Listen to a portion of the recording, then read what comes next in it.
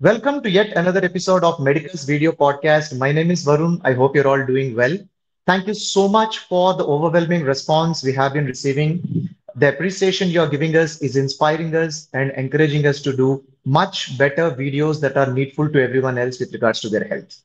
So, with the requests we have received across the borders, we are now going to talk to a gynecologist as well as an obstetrician with regards to the women health, and that too in the regional language, which is Telugu. For those who do not understand Telugu and don't follow Telugu, you can use the subtitles option you have underneath in the YouTube so that you can listen to this video and you can also follow the subtitles that you have below the screen. So without wasting any time, let me invite Dr. Monica Y. She is an obstetrician and a gynecologist from Hyderabad. She's a gold medalist and also she is a specialist in infertility. Hello, ma'am. Very nice talking to you and thank you so much for accepting our request. Thank you. Great. Ma'am, first of all, women health గురించి ఎంతైనా మనం మాట్లాడొచ్చు. But then again, there are some topics which are already covered.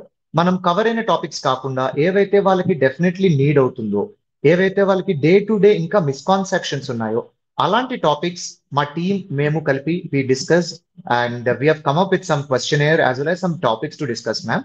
So అవి మీతో ఈరోజు discuss చేద్దాం అనుకుంటున్నాము. So to begin with Monica garu, మనం ఆర్గానిక్ ఫార్మింగ్ గురించి విన్నాము, as well as organic fruits and vegetables గురించి కూడా మనం విన్నాము.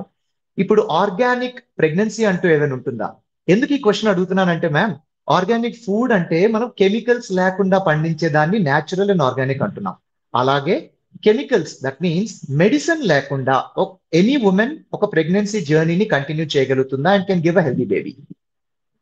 యా, డెఫినెట్ గా కంటిన్యూ అయితే చేయగలుగుతారండి. కానీ అట్ లాస్ట్ కంపేర్ చేస్తే మనం సప్లిమెంట్స్ ఇచ్చిన మదర్ కి, న్యూట్రియంట్స్ ఎక్స్ట్రాగా ఇచ్చిన మదర్ కి, ఇవ్వని మదర్ కి మనం కంపేర్ చేస్తే అవుట్కమ్, బేబీ యొక్క అవుట్కమ్, ఇవ్వని మదర్ కి అరౌండ్ 2 to 2.5 kg బేబీ రావచ్చు, ఇచ్చిన మదర్ కి 2.5 to 3 kg బేబీ రావచ్చు. ఎందుకంటే మన నుంచి మనం తిన్నా తినకపోయినా మదర్ నుంచి బేబీ న్యూట్రియంట్స్ ఖచ్చితంగా తీసుకుంటుంది.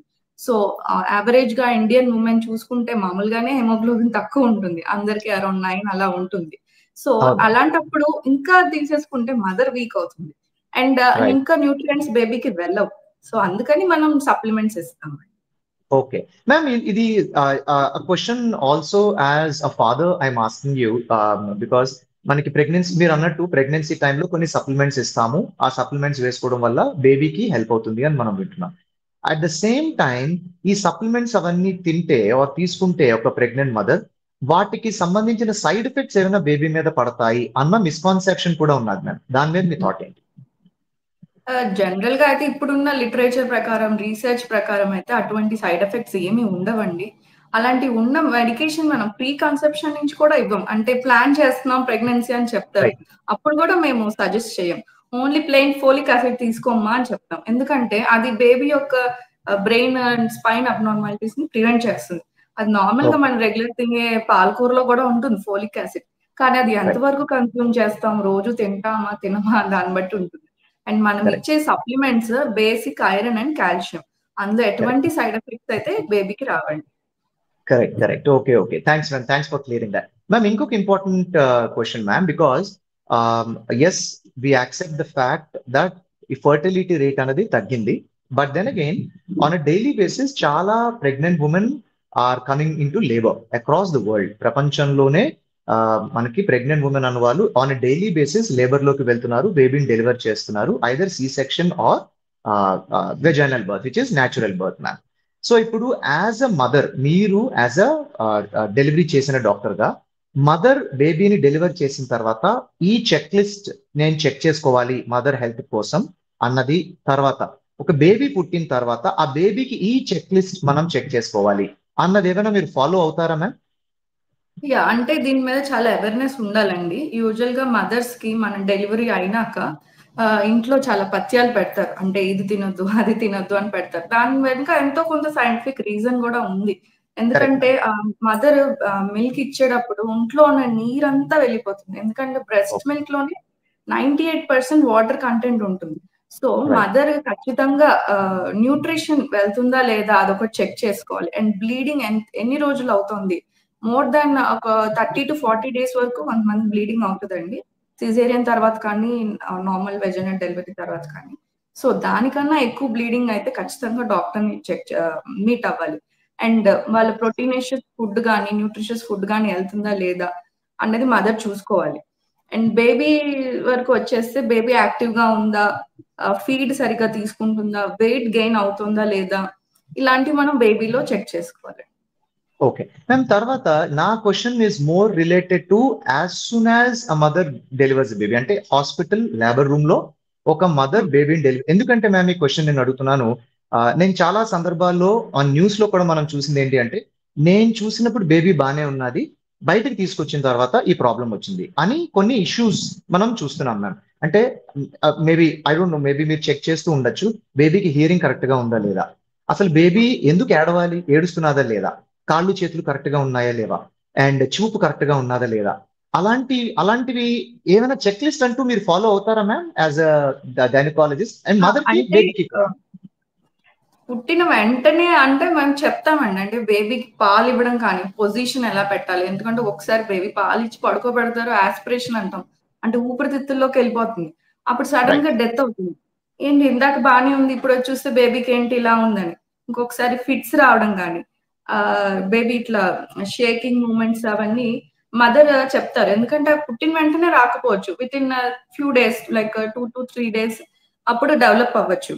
సో మనం బేబీ హియరింగ్ కళ్ళు అవన్నీ వెళ్తున్న కొద్దీ, అంటే బేబీ డెవలప్మెంట్ అండి, ఇప్పటికిప్పుడు వినిపించిందా లేదా అని మనం చెప్పలేము, అది బేబీ గ్రోత్ ని బట్టి ఉంటుంది.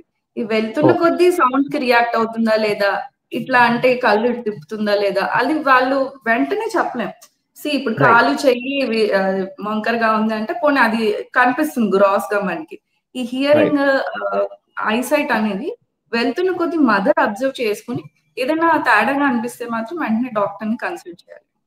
ఓకే ఓకే మ్యామ్, మీరు ఎక్స్పీరియన్స్ అయిన కేసెస్ లో వెన్ యూ డెలివర్డ్ బేబీస్, మీరు డెలివరీ చేసిన సిచ్యువేషన్స్ లో సిజేరియన్ కానీ లేకపోతే న్యాచురల్ డెలివరీస్ కానీ, ఏదైనా ఒకటి okay this is an easy case, ఇది చాలా ఈజీగా అయిపోతుంది, ఏం వరి అవ్వక్కర్లేదు అన్న కేసు, చాలా కాంప్లికేట్ అయిన సందర్భం with some misunderstanding or misreading of the situation లాంటి సిచ్యువేషన్స్ ఏమైనా అయ్యాయా మీ ఎక్స్పీరియన్స్?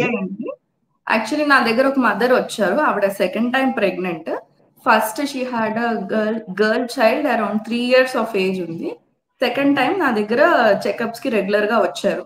సో అరౌండ్ 36 weeks, అంటే ఫుల్ టర్మ్ ప్రెగ్నెన్సీ ఇంకా రీచ్ అవ్వలేదు, అంటే ఫుల్ టర్మ్ అంటే 37 weeks వరకు మేము ఫుల్ టర్మ్ అంటాము. సో 36 weeks కి వచ్చి నేను అస్సలు మోయలేకపోతున్నానండి, బ్యాక్ ఏక్ చాలా ఉంది, నా రెస్ట్లెస్ అయిపోతున్నాను, సిజేరియన్ చేసేయండి అన్నారు. లేదమ్మా, ప్రీ టర్మ్ కాంప్లికేషన్స్ వస్తాయి, స్టెరాయిడ్ అయినా ఇంజెక్షన్ తీసుకోండి, అప్పుడు ఊపిరితిత్తులు మీకు మెచ్యూర్ అవుతాయి అని సజెస్ట్ చేశాం. వాళ్ళు దానికి కూడా నో చెప్పేశారు, ఏదో వాళ్ళకి ఏదో ఉన్న నెగటివ్ థాట్ వల్ల. సో ఇంకా వాళ్ళ కన్సెంట్ తీసుకొని సరే we went for caesarean and we also told not to go for family planning, but they insisted on family planning. Second time caesarean చేస్తున్నారు, బేబీ డెలివరీ చేస్తున్నారు, ఫ్యామిలీ ప్లానింగ్ చేసేయండి. మేము చాలా మీరు ఎందుకు వద్దన్నారు ఫ్యామిలీ ప్లానింగ్? అంటే యూజువల్ గా అంతే కదా మ్యామ్, 2 babies తర్వాత ఫ్యామిలీ ప్లానింగ్ చేయించుకోవాలని ఎవరైనా అనుకుంటారు, మీరు ఎందుకు వద్దన్నారు? ఎందుకు వద్దన్నారంటే ప్రెసెంట్ సినారియోలో ఇప్పుడు ఈ పేషెంట్ నే చూసుకోండి, 36 weeks తను, అంటే she 1 week less than term. So baby ఎలా ఉంటుంది అలా ఎవరు చెప్తారు, దాని లంగ్స్ మెచ్యూర్ ఉన్నాయో లేదో ఎవరు చెప్తారు. సో 95% 34 weeks దాటితే బేబీ బాగుంటుంది, కానీ ఆ 5% రిస్క్ కూడా ఎవరు తీసుకోరు. ఎందుకు తీసుకోవాలి? So that's way we told not to go for family planning. But వాళ్ళు ఇన్సిస్ట్ చేస్తారు, మాకు ఇంకా ప్రెగ్నెన్సీ వద్దు, బేబీ వచ్చేస్తే చాలు, డెలివరీ చేసేయండి. Unfortunately it was 2.3 kg baby death అయిందండి ఆన్ day 5, ఎందుకంటే respiratory distress, baby lungs mature అవ్వలేదు and they had family planning. Such an unfortunate case, man. Very unfortunate case. Yeah. So ఇప్పుడున్న present situation లో 1 year వరకు family planning, even it is second child, family planning అయితే మేము suggest చేయట్లేదు, ఎందుకంటే family planning అంటే తర్వాత అయినా చేసుకోవచ్చు. ఇప్పుడు లాప్రోస్కోపీ వచ్చింది, దానికేమి పోస్ట్ ఆప్, ప్రీ ఆప్ రికవరీ చాలా బాగుంటుంది. ఒక రోజులో వస్తే మన్నాడు పంపించేస్తాం. సో అలాంటి అడ్వాన్స్ ఉన్నప్పుడు ఎందుకు రిస్క్ తీసుకొని బేబీ డెవలప్ అయ్యే కొద్దీ ఏవో ఒకటి వస్తాయండి. సో అవన్నీ చూసుకుని నిదానంగా చేయించుకోమని చెప్తున్నాం. Right, ma'am. You have a point, but thanks for sharing that case study, Monica garu. Monica garu, మేము రీసెర్చ్ చేస్తున్నప్పుడు there is this term called cryptic pregnancy అని మేము విన్నాం, ma'am. So this cryptic pregnancy అంటే ఏంటని రీసెర్చ్ మేము చేస్తున్నప్పుడు మాకు తెలిసింది ఏంటంటే there was this lady who does not know that she was pregnant but delivered a baby. అసలు is that even possible? Because if there is a pregnant woman, ప్రపంచం అంతా తెలుస్తుంది. I'm surprised how she did not realize. I don't know. Medically, how is it possible, ma'am? Medical గా చూసుకుంటే rarest of rarest అండి. వీళ్ళు ఏం చేస్తారంటే pregnancy అని కన్ఫర్మ్ అవుతుంది, ఎవరికి చెప్పకుండా ఎంటీపీ పిల్స్ తీసేసుకుంటారు. జస్ట్ మిస్ అయింది కదా, పాజిటివ్ వచ్చింది వేసేసుకుందాం, ఓవర్ ద కౌంటర్ ఈజీగా దొరికేస్తున్నాయి, వేసేసుకుంటారు. కొంచెం బ్లీడింగ్ అవుతుంది, అంటే జస్ట్ మిస్ పీరియడ్ అనమాట. నిన్న ఇవాళ రావాల్సిన పీరియడ్ రాలేదు, మన్నాడు చెక్ చేసుకుంటే పాజిటివ్ వచ్చింది, వెంటనే వేసేసుకుంటారు. కానీ అప్పటికి ఇంకా శాక్ ఫామ్ అవ్వదు, ఫీటల్ పోల్ రాదు, ఫీటల్ పార్ట్స్ కానీ ఏమి డెవలప్ అవ్వవు. దాని తర్వాత వాళ్ళు వదిలేస్తారు. దాని తర్వాత నిదానంగా ఏమవుతుందంటే ఎవ్రీ మంత్ కూడా కొంచెం కొంచెం బ్లీడింగ్ అవుతుంది. ఎందుకంటే మాయ కిందకు ఉండడము ఇంకేరే ఏదైనా రీజన్ వల్ల కొంచెం కొంచెం బ్లీడింగ్ అనిపిస్తుంది. సరే ప్రతి నెల వస్తుంది కదా, పోనీ ఇర్రెగ్యులర్ సైకిల్స్ అనుకోండి, ఇర్రెగ్యులర్ గా అయినా వస్తుంది కదా బ్లీడింగ్ అనుకుంటారు. కానీ కొంతమంది అట్లీస్ట్ 5th month లో రికగ్నైజ్ చేస్తారు, ఎందుకంటే ఏదో కొంచెం లోపల కదులుతుంది అని. కొంతమంది ఫ్యాట్ అబ్డామన్ ఉంటే అది కూడా తెలియదు, మూమెంట్ పర్సీవ్ చేయలేరు. Around 8th or 9th month వాళ్ళకి తెలుస్తుంది, పొట్ట ఏంటి ఉబ్బినట్టుంది, నాకేందో ఫైబ్రాయిడ్ ఉందా, గడ్డలు ఏమైనా ఉన్నాయా అని డాక్టర్ దగ్గరికి వస్తారు. స్కాన్ చేసి బేబీ ఉంటుంది. Oh my goodness. So ma'am, మీరు అన్నది ఆ టాబ్లెట్ ఏదైతే మీరు అన్నారో అది ఓవర్ ద కౌంటర్ దొరుకుతుంది అని చెప్పేసి, in their regulation ma'am for such kind of tablets over the counter దొరకకూడదు అని ఏమైనా రెగ్యులేషన్ ఏమైనా ఉన్నదా మ్యామ్? అసలు మెడికల్ అయితే ఉందండి, కానీ ఇండియాలో మనం మానిటరింగ్ సరిగ్గా చేయలేకపోతున్నాం. ఎందుకంటే దానికి ఒక యాక్ట్ కూడా ఉంది, ఎంటీపీ యాక్ట్. అది ఉన్న డాక్టరే చెయ్యాలి. అండ్ 12 weeks దాటితే 2 డాక్టర్స్ సైన్ ఉండాలి. చాలా రెగ్యులేషన్స్ ఉన్నాయి దానికి, కానీ ఇప్పుడు ఫార్మసీస్ లో మనం ఆపలేకపోతున్నాం. ఇప్పుడు కొంచెం నాలెడ్జ్ ఉన్న ఫార్మసిస్ట్ ఇచ్చేస్తున్నాడు వితౌట్ స్కాన్, ప్రయర్ స్కాన్ లేకుండా. అది యూట్రస్ లో ఉందో తెలీదు, ట్యూబ్ లో ఉందో తెలీదు, వేసేసుకుంటున్నారు.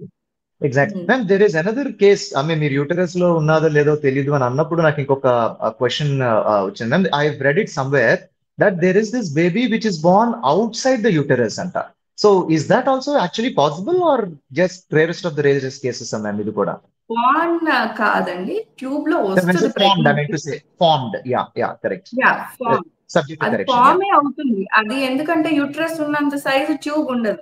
ట్యూబ్ జస్ట్ సన్నగా ఉంటుంది, 10 centimeters లెంత్ ఉంటుంది, విడ్త్ అయితే ఉండదు. సో ఎప్పుడైతే ట్యూబ్ లో బేబీ ఫార్మ్ అయిందో అది మోర్ టెండెన్సీ టు రప్చర్, పగిలిపోయే రిస్క్ ఎక్కువ. Okay. So that is possible. Yes, ectopic pregnancy. Okay. It is possible. Okay. Ma'am, ఇందాక మీరు MTB అన్నారు కదా, what is the full form of it? MTB అంటే ఏంటి ma'am? Medical termination of pregnancy. Okay, medical termination of pregnancy, MTP. Okay. So దానికి there is a protocol, there is an act where everyone needs to follow, and only based on that we can actually terminate any pregnancy. Okay, great. Ma'am, ఇప్పుడు as we think about it, మనకి the trend always revolves around itself అన్నట్టు, మనకి ఈ pregnancies కూడా చాలా western countries లో as well as in some of the areas in our country also hospital కి వెళ్ళి డెలివర్ చేయడానికి ఇష్టపడట్లే. So they are calling it as unassisted delivery. So అలాగా there was this case actually wherein a lady delivered a baby by watching a YouTube video. Unfortunately, that baby died. So ఇలాంటి cases మీద మీ thoughts ఏంటి ma'am? ఇలాంటి ఆలోచనల మీద మీ thoughts ఏంటి? అసలు అలాంటి ఆలోచనలే రాకూడదు. ఫస్ట్ ఆఫ్ ఆల్ మేము 10 ఏళ్ళు 15 ఏళ్ళు చదివి ఒక 20 ఏళ్ళు ప్రాక్టీస్ చేస్తున్నదే safe mother and baby delivery చేయడానికి. ఇది వరకులో చూస్తే ఇంట్లో డెలివరీస్ అయిపోయేవి, కానీ preterm births, still births rate చాలా ఎక్కువ ఉండేది. అదంతా ఇప్పుడు కంట్రోల్ అయింది, ఎందుకంటే ఇన్స్టిట్యూషనల్ డెలివరీస్ పెరిగాయి కాబట్టి. అందుకని మనం ఇప్పుడు మోస్ట్ డ్రెడెడ్ కాంప్లికేషన్ డెలివరీ తర్వాత ఏంటంటే బ్లీడింగ్, PPH అంటాం, పోస్ట్ పార్టమ్ హెమరేజ్ అని. అది కనుక బ్లీడింగ్ స్టార్ట్ అయితే అది ఎవరు ఆపలేరండి. ఒక్కొక్కసారి ఓ డాక్టర్స్ కూడా కష్టం అవుతుంది. ఓ మెడికేషన్స్ ఇస్తాం. మెడికేషన్స్ కూడా ఒక్కొక్కసారి కంట్రోల్ అవ్వకపోతే వెంటనే సర్జరీ చేయాల్సొస్తుంది. సో, ఓకే అలాంటి డ్రెడెడ్ కాంప్లికేషన్స్ మాకు తెలుసు కాబట్టి, ఖచ్చితంగా మీరు హాస్పిటల్‌కొచ్చి డెలివరీ అవ్వండి అని చెప్తాం. అండ్ ఫస్ట్ రైట్ విజిట్‌లోనే డాక్టర్ సర్టిఫై చేయాలి. అది లో రిస్కా? High risk ప్రెగ్నెన్సీయా? ఇంట్లో మీరు మేనేజ్ చేసుకోగలరా? అంటే ఇప్పుడు కొంతమంది హాస్పిటల్‌కి దూరంగా ఉంటారు. లో కరెక్ట్ రిస్క్‌లో ఉంటారు. అంటే ప్రెగ్నెన్సీ కరెక్ట్ నార్మల్‌గా ఉంటుంది వాళ్ళని ఓకే పర్వాలేదు. హై రిస్క్ వాళ్ళననుకోండి వారం రోజుల ముందు వచ్చి హాస్పిటల్‌లో అడ్మిట్ అవ్వమ్మా అని చెప్తాం. సో, కరెక్ట్ మ్యామ్ ఖచ్చితంగా కరెక్ట్ కరెక్ట్ ఇలాంటి యూట్యూబ్‌లో చూసి ఇంట్లో డెలివరీ అవుదాము. అలాంటివి చాలా మదర్‌కి, బేబీకి ఇద్దరికీ లైఫ్ థ్రెటనింగ్ అండి. Definitely ma'am. మ్యామ్ ఇప్పుడు in the rarest of the rarest cases again so మనకి ఏంటంటే there was this case which I also have seen and read about it. అదేంటంటే మ్యామ్ ఒక mother she's already pregnant after a while she has realize that she's pregnant again. ఏంట్రా అనుకొని చూస్తే she has 2 uterus అంట. అసలు is that medically possible? Yes. Possible అండి. ఇది కూడా రేరెస్ట్. అంటే ఇవి మనం జనరల్‌గా వినము. కానీ దేర్ ఆర్ కేసెస్. ఇప్పుడు యుటరైన్ డైడెల్ఫస్ అంటాం. యుటరస్‌లో కూడా చాలా అబ్నార్మాలిటీస్ ఉంటాయండి. యుటరస్ ఇట్లా మనం తీసుకుంటే యుటరస్ ఇలా ఉంటుంది. దానికి 2 ట్యూబ్స్ ఉంటాయి. Fallopian tubes. కానీ దాంట్లో షేప్ అబ్నార్మాలిటీస్ చాలా ఉంటాయి. ఓకే కొంతమందికి ఇట్లా మొత్తం యుటరస్ అంటే సర్విక్స్ వెజైనా ఉంటుంది. అది డూప్లికేట్ ఉంటది. 2 ఉంటాయి. ఓ కొంతమందికి ఓన్లీ ఒక ట్యూబే ఉంటుంది. కొంతమందికి 2 ట్యూబ్‌లు ఉండవు. అలా ఓకే చాలా ఓకే రకాల ఇవి షేప్ అబ్నార్మాలిటీస్ అని అంటాం. ఓకే వాళ్ళల్లో ఎక్కువ మిస్‌క్యారేజెస్ అవ్వడము, సెకండ్ ట్రైమిస్టర్ అంటే ఫోర్త్, ఫిఫ్త్ మంత్‌లో అబార్షన్స్ అవ్వడం ఇలా జరుగుతూ ఉంటాయి. మీరు ఓకే ఓకే చెప్పిందేంటంటే దాన్ని సూపర్ ఫిటేషన్ అంటామండి. అంటే జనరల్‌గా ఒక వుమెన్ ప్రెగ్నెంట్ అయ్యి కన్సీవ్ అయ్యాక మళ్ళీ ఎగ్ రిలీజ్ అయ్యే హార్మోన్స్‌ని సప్రెస్ చేసేస్తది. సో, అందుకని ప్రెగ్నెంట్ వాళ్ళు మళ్ళీ ప్రెగ్నెంట్ అవ్వరు. కానీ ఓకే రేర్ కేస్‌లో ఏమవుతుందంటే, మళ్ళీ ఇంకో ఎగ్ రిలీజ్ అవుతుంది. అది ఫర్టిలైజ్ అవుతుంది. అది ఇంప్లాంట్ అవుతుంది. సో, ట్విన్స్ ఓకే లాగా అన్నమాట. కానీ రైట్ ట్విన్స్ రైట్ అయితే రైట్ సేమ్ ఇద్దరు ఒక మంత్ లోనే ఉంటారు. ఇప్పుడు థర్డ్ ఓకే మంత్ అంటే ఇద్దరు ట్విన్స్ థర్డ్ మంత్ లోనే ఉంటారు. కరెక్టే కానీ కదా వీళ్ళకి అవును అలా ఉండదు. ఒకళ్ళు ఫిఫ్త్ మంత్ ఉంటారు. ఒకళ్ళు ఫోర్త్ మంత్ ఫస్ట్ ఉంటారు. Month or fourth okay okay ma'am మీరు కానీ స్కాన్ చేస్తున్నప్పుడు తెలియదా ma'am sorry to interrupt you మీరు స్కాన్ చేస్తూ ఉంటారు కదా మ్యామ్ రెగ్యులర్ గాను సో అప్పుడు మనకి రెండో యూటరస్ ఉన్నట్టు మనకి తెలీదా do we not know about it తెలుస్తుంది. ఎంఆర్ఐ కొంచెం ఎక్కువ వెళ్ళాల్సొస్తుంది. అంటే ఓకే ఇనీషియల్‌గా మనం యూట్రస్ అనేది మన అల్ట్రాసౌండ్ అంటాం కదా! అందులో తెలిసిపోవచ్చు. అంటే if it is okay non pregnant women. Pregnant okay women definitely 2 horns ఉన్నాయి అని తెలుస్తది. అది కూడా ఓకే ఎర్లీగానే తెలుస్తుంది ఇప్పుడు. ఈ పాత ఓకే రోజుల్లో అంటే పోనీ ఏదో తెలియలేదు అనుకోవచ్చు. కానీ ఇప్పుడు okay as soon as pregnancy positive వస్తూనే పేషెంట్స్ వస్తున్నారు. కొంచెం అవేర్‌నెస్ అయితే వచ్చింది. సో, రైట్ ఎక్టోపిక్ రేట్స్ కూడా తగ్గాయి అందుకే. రైట్ వెంటనే వచ్చిన వెంటనే స్కాన్ చేయించుకోవడం, ఫాలో అప్స్‌కి రావడం. దానివల్ల ఇలాంటివన్నీ తగ్గాయి కొంచెం. ఓకే అండ్ మోర్ ఓవర్ ఇది rarest of the rare case కాబట్టి జనరల్ గా అంత దూరం ఎవరు ఆలోచించరు and it happens out of the blue okay ma'am ఇప్పుడు you are also an OBGYN కాబట్టి you will also be coming across cases that regards to sexual health as well as menstruate irregular periods or periods kind of stuff ma'am so this is an important topic మనం మాట్లాడుకుందాం which is related to sexual education ma'am so there was this case especially in remotest areas there was this girl who thought అను ఆ అమ్మాయి ఏమనుకున్నది అంటే నేను చచ్చిపోతున్నానేమో అనుకున్నది ma'am when she saw her first period on the same lines sexual education ని oppose చేసిన పేరెంట్స్ కూడా there was this news article which says Indian parents of one area they are opposing sexual education to their children so ఈ sex education ఏదైతే ఉన్నదో that is not only related to ఇంటిమసీకి సంబంధించింది మాత్రమే కాదు women sexual wellness ఆవిడ physical wellness కి సంబంధించింది కూడా అని చాలా మంది గ్రహించట్లేదు మ్యామ్ సో దానివల్ల మనకి ఇంకొక misconception or maybe you need to clear it ma'am mens ఎవరైతే ఉమెన్ మెన్స్ట్రుయేషన్ సైకిల్లో ఉన్నారో వాళ్ళు ఆడుకోకూడదు అని కూడా కొన్ని బుక్స్ ఉన్నాయి school books believe me or no I actually gone through them so వీటి మీద మీ థాట్స్ ఏంటి మ్యామ్ లేదండి.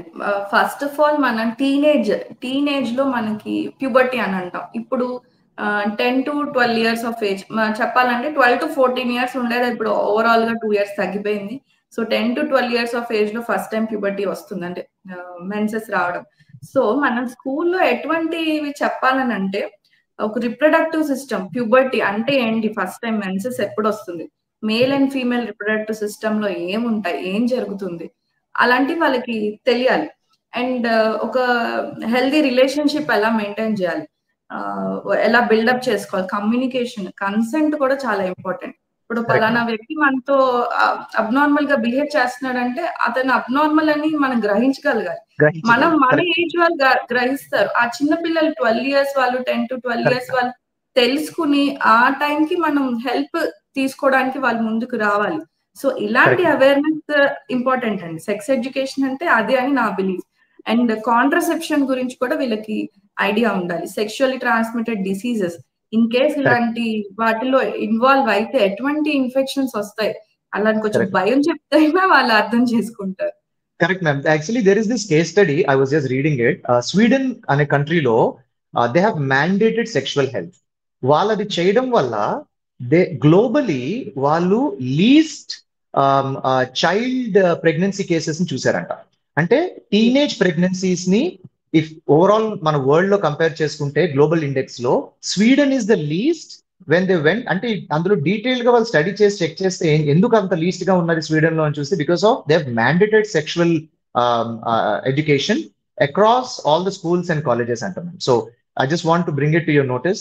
But yeah, thanks for clarifying that doubt, ma'am. So, ఈ సెక్షువల్ వెల్నెస్ మనం పిల్లలకి చెప్పేటప్పుడు మ్యామ్, మన ఇండియాలో ఏదైనా ఒక రెగ్యులేషన్ ఉన్నదా? వెన్ ఐ సే రెగ్యులేషన్ అంటే, ఇప్పుడు మనకి హిస్టరీ, ఒక 3rd class పిల్లడికి హిస్టరీ చెప్పాలి అంటే ఇంత చెప్పాలి అన్నది గవర్నమెంట్ డిసైడ్ చేస్తుంది. స్టేట్ అయితే స్టేట్ సిలబస్ డిసైడ్ చేస్తుంది, సెంట్రల్ అయితే సిబిఎస్ఈ డిసైడ్ చేస్తుంది, ఐసిఎస్ఈ సిలబస్ అనేది డిసైడ్ చేస్తుంది. సెక్షువల్ వెల్నెస్ మీద అసలు is there any monitoring that is happening? Is there any curriculum someone is preparing around it? Do you think it is important, ma'am? Me thoughts ఏంటి? ఇది important అని మీరు అంటున్నారు కాబట్టి ఎంత ఇంపార్టెంట్ గవర్నమెంట్ ఇన్వాల్వ్ అయ్యి కొంచెం దాన్ని కరికులం లాగా ప్రిపేర్ చేసి ఏ ఏజ్ వాళ్ళకి ఎంత చెప్పాలి ఎంత చెప్పకూడదు అని చెప్పడం బెటర్ అంటారా మీరు కూడా? డెఫినెట్లీ అండి. ఇప్పుడు అర్బన్ ఏరియా అవ్వచ్చు, రూరల్ ఏరియా అవ్వచ్చు, గర్ల్స్ కి మెయిన్ గా సెక్షువల్ హెల్త్ ఎలా, గర్ల్స్ అనే కాదు బాయ్స్ కి కూడా ఏది చెయ్యాలి ఏది చేయకూడదు అదొక సబ్జెక్ట్ లా మీరు చెప్పినట్టు హిస్టరీ, సోషల్ సైన్స్ అలాగా అదొక టాపిక్, ఒక చిన్న సబ్జెక్ట్ గా వాళ్ళకి ఇంట్రడ్యూస్ చేసి ఏ లెవెల్ వరకు చెప్పాలి, ఇప్పుడు ఏది చెయ్యాలో చెప్పను, ఏది చేయకూడదు, చేస్తే ఏమవుతుందో కూడా. ఇప్పుడు మీరు ఈ కాంటాక్ట్స్ లో చూస్తే మీరు చెప్పారు ఇందాక స్వీడన్ లో అయితే అంత వెల్ ఎడ్యుకేటెడ్ ఉన్నారని. ఇప్పుడు మన దగ్గర ఏమవుతుందంటే ఆనెస్ట్ గా వాళ్ళు వచ్చి చెప్పలేరండి, అదొక స్టిగ్మా. ఏంటి మనం ఇట్లా మాట్లాడచ్చా లేదా కూడా వాళ్ళకి తెలియదు.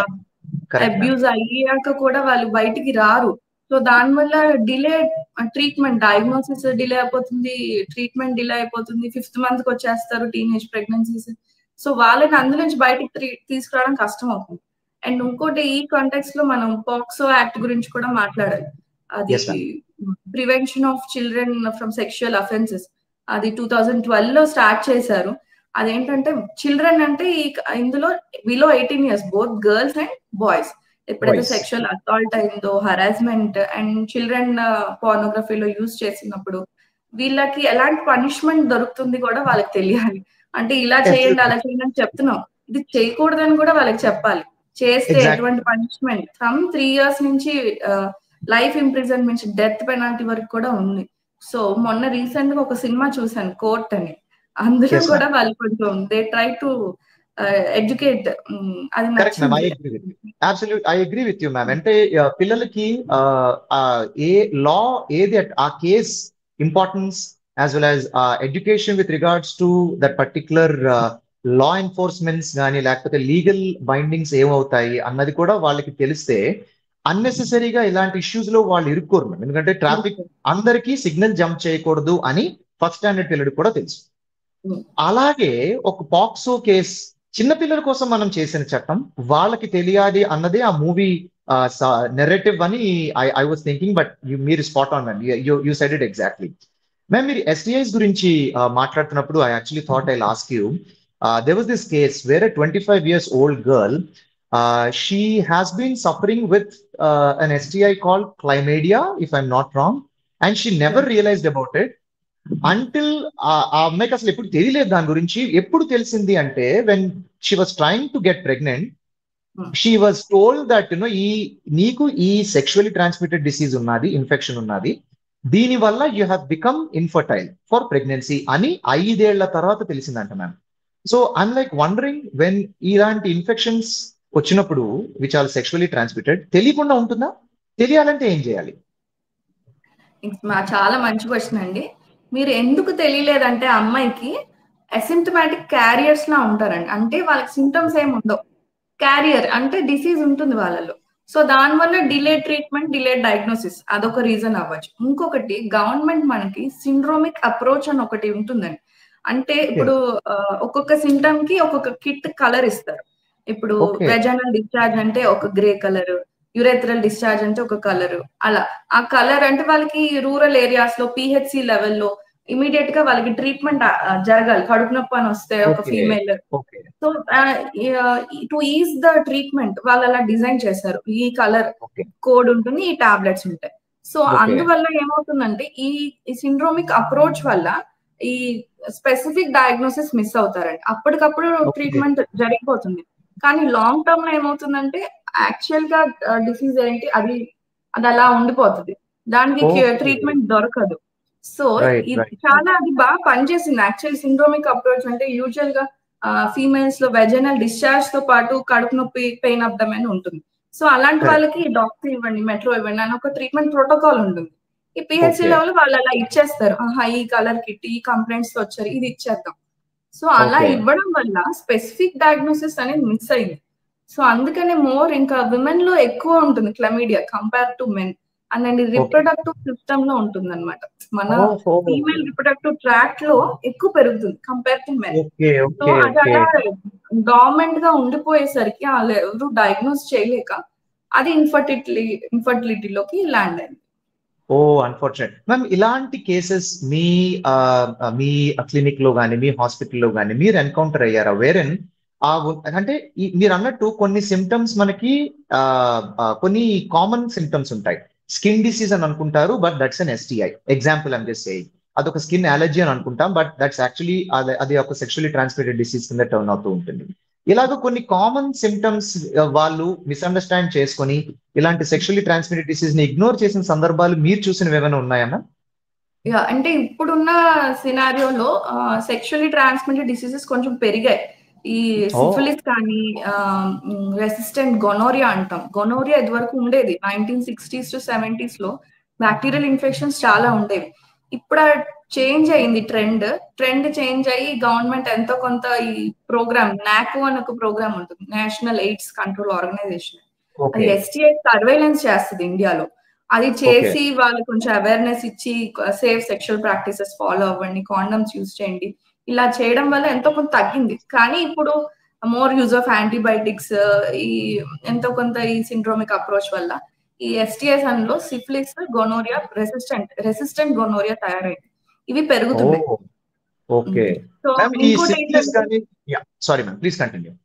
ఇంకోటి ట్యూబర్క్యులోసిస్ కూడా, ఇది సెక్షువల్ ట్రాన్స్మిటెడ్ కాదు, బట్ ఇన్ఫర్టిలిటీ వాళ్ళల్లో కూడా మనం చూసుకుంటే ఈ టీబీ బ్యాక్టీరియా ఉంటుంది. అందరిలోనూ ఉంటుంది టీబీ బ్యాక్టీరియా, కానీ ఎవరికైతే లో ఇమ్యూనిటీ ఉంటుందో వాళ్ళలో ఇంకా ఎక్కువ రియాక్ట్, అంటే త్వరగా ఎఫెక్ట్ అవుతారు వాళ్ళు.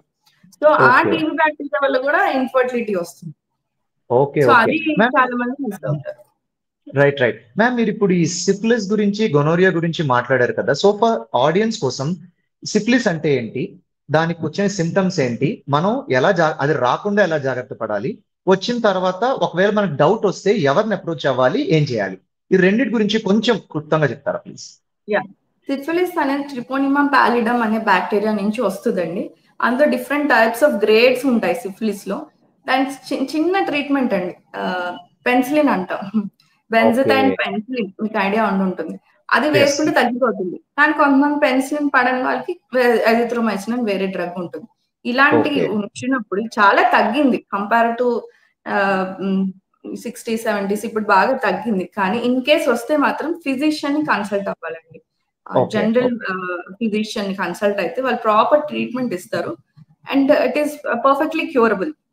ఓకే మ్యామ్, వచ్చిందని ఎలా తెలుస్తుంది? How do I know or how do one know that they have syphilis? Changes అండి, స్కిన్ లో చేంజెస్ కానీ, ఫీవర్స్ రావడం కానీ, ఇలాంటి కొన్ని సింటమ్స్ ఉంటాయి. దాన్ని బట్టి అంటే సెక్షువల్లీ ట్రాన్స్మిటెడ్ ఇది కూడా, సిఫిలిస్ కూడా. గోనోరియా కూడా సేమ్ అండి, యూరెథ్రల్ డిశ్చార్జ్ రావడం, వెజైనల్ డిశ్చార్జ్ ఇలాంటివి ఉంటాయి. ఓకే మ్యామ్, ఇప్పుడు మనం వీటి గురించి మాట్లాడుకుంటున్నప్పుడు మనం చాలా మటుకు ఈ పర్టికులర్ ప్రోడక్ట్స్ మనకి మార్కెట్ లో దొరుకుతాయి మ్యామ్, ఆర్ ఈ పర్టికులర్ ప్రొసీజర్స్ మనం చూస్తూ ఉంటాం. వీటి గురించి మీరు డెఫినెట్లీ కొంచెం అవేర్నెస్ క్రియేట్ చేయాలి. లైక్ వెజైనల్ ఫెయిర్నెస్ క్రీమ్ అని, దాని తర్వాత some products to keep the area private parts clean అని, దాని తర్వాత స్టీమింగ్ అని to the private parts, bleaching అని, వ్యాక్సింగ్ కొంతమంది చేయించుకుంటూ ఉంటారు, పర్మనెంట్ లేజర్ రిమూవల్స్ కొంతమంది చేయించుకుంటూ ఉంటారు. సో వీటన్నిటి గురించి మీ ఒపీనియన్ ఏంటి ma'am? So which is ideally happening, ఇవన్నీ చాలా ఈజీగా కాస్మెటిక్స్ సెంటర్స్ లో కానీ సాలూన్స్ లో కానీ చేంజ్ చేసుకుంటారు చాలా ఈజీగా. సో వీటి వల్ల ఏమైనా ఉపయోగం ఉందా? అసలు ఎందుకు చేయించుకుంటున్నారు జనాలు ఇలాగా? అది మొత్తం ఇండివిజువలైజ్డ్ అండి. ఇప్పుడు వెజైనా ఇట్ సెల్ఫ్ ఈ సెల్ఫ్ క్లీనింగ్, దానికి సపరేట్ గా మళ్ళీ క్లీన్ చేసుకోవడానికి ప్రోడక్ట్స్ అయితే అవసరం లేదు. అండ్ క్లీన్ చేయడం వల్ల ఉన్న pH బ్యాలెన్స్ చేంజ్ అయిపోయి ఇంకా ఎక్కువ ఇన్ఫెక్షన్స్ వస్తాయి. ఇప్పుడు వల్ల వెజైనల్ అసిడిటీ కాస్త మారిపోయి ఆల్కలైన్ అయిపోతుంది. బేసిక్ గా ఉండాల్సిన అసిడిక్ pH వెజైనాలో, దాని వల్ల ఇన్ఫెక్షన్స్ రాకుండా ఉంటాయి. దాన్ని కాస్త వీళ్ళు ఆల్కలైన్ చేస్తారు, అప్పుడు ఇంకా ఎక్కువ ఇన్ఫెక్షన్స్ వస్తాయి. అండ్ ఈ లేజర్స్, వ్యాక్సింగ్ అనేవి ప్యూర్ గా ఇండివిజువలైజ్డ్, చేసుకోకపోయినా ఎటువంటి ఇబ్బంది అయితే ఉండదు. దానివల్ల అంటే హెయిర్ ఉండడం వల్ల ఇన్ఫెక్షన్స్ వస్తాయి అనేది మిస్కన్సెప్షన్. ఉండడమే ప్రొటెక్టివ్ చెప్పాలంటే. అండ్ ఈ వ్యాక్సింగ్ వల్ల, ఈ థ్రెడ్డింగ్ వల్ల, ఈ లేజర్స్ వల్ల బర్న్స్ రావడం, దాని వల్ల ఇంకా ఎక్కువ కాంప్లికేషన్స్ వస్తాయి. అండ్ ఇట్స్ ప్యూర్లీ ఇండివిజువలైజ్డ్, వాళ్ళ own choice. Correct ma'am, I agree with you on that. But then again ఇలాంటి ప్రోడక్ట్స్ వాడే ముందు మీరు do you recommend people to consult gynaecologist? ఒక గైనకాలజిస్ట్ తో మాట్లాడి వాళ్ళ అవసరం ఉన్న దాని ప్రకారం, వాళ్ళ గైడెన్స్ ప్రకారం చేయడం మంచిదంటారా, మన మటుకు మన సెల్ఫ్ గా ఇలాంటివి వాడే బదులు? వ్యాక్సింగ్ అంటే వాళ్ళు గైనిక్ వరకు రారు. లేజర్ అంటే వీళ్ళు ఇప్పుడు డర్మటాలజిస్ట్ దగ్గరికి వెళ్తున్నారు. ఈ డర్మటాలజీ వాళ్ళే కాస్మెటిక్ చేస్తున్నారు కాబట్టి డైరెక్ట్ ఇంకా డర్మటాలజిస్ట్ దగ్గరికి వెళ్ళి ఈ లేజర్ ట్రీట్మెంట్, ఎక్కడైతే అన్వాంటెడ్ హెయిర్ ఉన్న అక్కడంతా లేజర్ చేంజ్ చేసుకుంటున్నారు. సో అది మనం, అండ్ ఓన్లీ వెజైనల్ ప్రోడక్ట్స్ గురించి అయితే మన దగ్గర ఖచ్చితంగా రావాలండి, అప్పుడే వాళ్ళకి aware. I agree ma'am, ma'am ఇప్పుడు మనం ఈ వెజైనల్ ఇన్ఫెక్షన్స్ గురించి అండ్ వెజైనల్ ప్రైవేట్ పార్ట్స్ కి సంబంధించిన హెల్త్ గురించి మనం మాట్లాడుతున్నాం కాబట్టి there is a movie that has come which has created awareness related to usage of sanitary napkins. So పూర్వం రోజుల్లో శానిటరీ నాప్కిన్స్ లేకపోవడం వల్ల ఆడవాళ్ళు చాలా ఇబ్బంది పడేవాళ్ళు, అండ్ ఇంట్లోనే ఉండవలసిన పరిస్థితి వచ్చేది, ఎంబారస్మెంట్ ఫీల్ అయ్యేవారు. అండ్ శానిటరీ నాప్కిన్స్ అన్నవి it is a great invention in protecting the modesty of women. There is no doubt about it ma'am. So ఇప్పుడు దాన్ని కూడా కొంతమంది అడల్టరీ చేశారు అన్నది ఒక ఆర్గ్యుమెంట్, వేరెన్ ఈ శానిటరీ ప్యాడ్స్ వేసుకోవడం వల్ల కెమికల్ రియాక్షన్స్ జరుగుతున్నాయి అన్నది ఒక ఆర్గ్యుమెంట్ అయితే, ఇంకొక ఆర్గ్యుమెంట్ ఏంటి అంటే ఈ సెంటెడ్ శానిటరీ నాప్కిన్స్ వల్ల unnecessary issues or infections create అవుతున్నాయని ఒక ఇన్ఫ్లుయెన్సర్ యాక్చువల్లీ రిలీజ్ చేశారు మ్యామ్ ఒక వీడియో. సో దీని మీద మీ థాట్స్ ఏంటి? యాక్చువల్లీ ఏమవుతుందంటే వీళ్ళల్లో ఈ శానిటరీ నాప్కిన్స్ లో హెవీ మెటల్స్ డిటెక్ట్ అయ్యాయండి, అండ్ వాలటైల్ ఆర్గానిక్ కాంపౌండ్స్, ఈ మీరు చెప్పిన సెంటెడ్ ఫ్రాగ్మెంటెడ్ వేయాలంటే ఖచ్చితంగా ఏదో కెమికల్ వాడాలి. అండ్ మోర్ ఓవర్ ఈ కంపెనీస్ కి ఒక రెగ్యులేషన్ లేదు, ఖచ్చితంగా ఇంగ్రీడియంట్స్ అన్ని వాళ్ళు దాని మీద మెన్షన్ చేయాలన్న రెగ్యులేషన్ అయితే లేదు. సో దానివల్ల ఏమవుతుందంటే మనకి వాడు ఏం ప్రోడక్ట్ వాడాడో, అందులో ఏం కెమికల్ వేసాడో కూడా తెలియదు. దానివల్ల స్కిన్ ఇరిటేషన్ రావడము, ర్యాషెస్ రావడము, అండ్ లాంగ్ టర్మ్ ఒక మోర్ దాన్ 8 hours ఉంచితే ఆ స్కిన్ అంతా ఎరోజన్ రావడము, ఇచ్చింగ్, అది కాస్త ఇన్ఫెక్షన్ గా మారడం, ఇలా జరుగుతుంది. కాబట్టి ఖచ్చితంగా ఒక రెగ్యులేటరీ బోర్డ్ ఏదైనా ఉండి ఆ ఇంగ్రీడియంట్స్ అంటే వాళ్ళు ఏం వాడుతున్నారు, అందులో ఏ కెమికల్ వేస్తున్నారు, అది సేఫ్ అయినా కాదా అని వాళ్ళ మీద ప్రోడక్ట్ మీద మెన్షన్ చేస్తే బెటర్ గా ఉంటుందని నా feeling. I agree ma'am, I agree with you on that. ఎందుకంటే యూజువల్ గా మనకి BIS అన్నది ఒకటి ఉంది, బ్యూరో ఆఫ్ ఇండియన్ స్టాండర్డ్స్.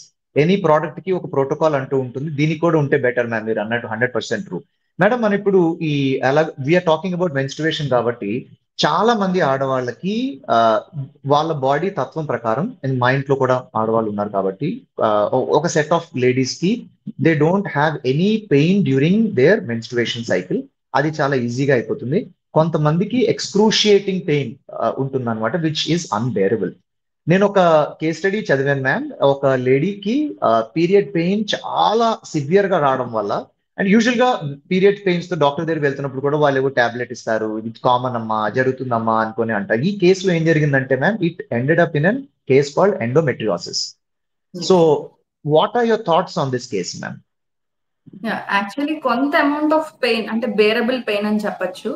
అది ఎందుకంటే ప్రోస్టాగ్లాండిన్స్ అనే హార్మోన్స్ రిలీజ్ అవుతాయి కాబట్టి దాని వల్ల అది పెయిన్ వస్తుందండి పీరియడ్స్ లో. అది ఓకే బేరబుల్ అని చెప్పొచ్చు. కొంతమంది బేరబుల్ పెయిన్ వస్తుంది. మీరు చెప్పినట్టు ఎక్స్క్రూషియేటింగ్ పెయిన్ మెన్సెస్ రాకముందు, మెన్సెస్ లో, మెన్సెస్ అయిపోయాక కూడా పెయిన్ ఉంటుంది కొంతమందికి. ఎస్ అదేంటంటే మ్యామ్. ఎండోమెట్రియోసిస్ అనండి. మీరు చెప్పింది కరెక్ట్.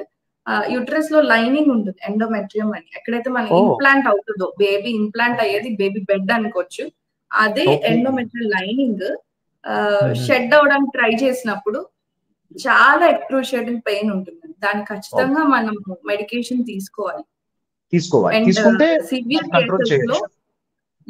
గ్రేడ్స్ కూడా ఉంటాయండి ఎండోమెట్రియోసిస్ లో. సివియర్ ఎండోమెట్రియోసిస్ అయితే ఇన్ఫర్టిలిటీ లో కూడా ల్యాండ్ అయ్యే రిస్క్ ఉంటుంది. సో ఓకే ఖచ్చితంగా ఓకే ఓకే మెడికల్ ట్రీట్మెంట్ అనేది తీసుకోవాలి. Depending upon age, family complete okay అయిందా అవ్వలేదా అన్న బట్టి కూడా ట్రీట్మెంట్ ఉంటుంది. Okay ma'am.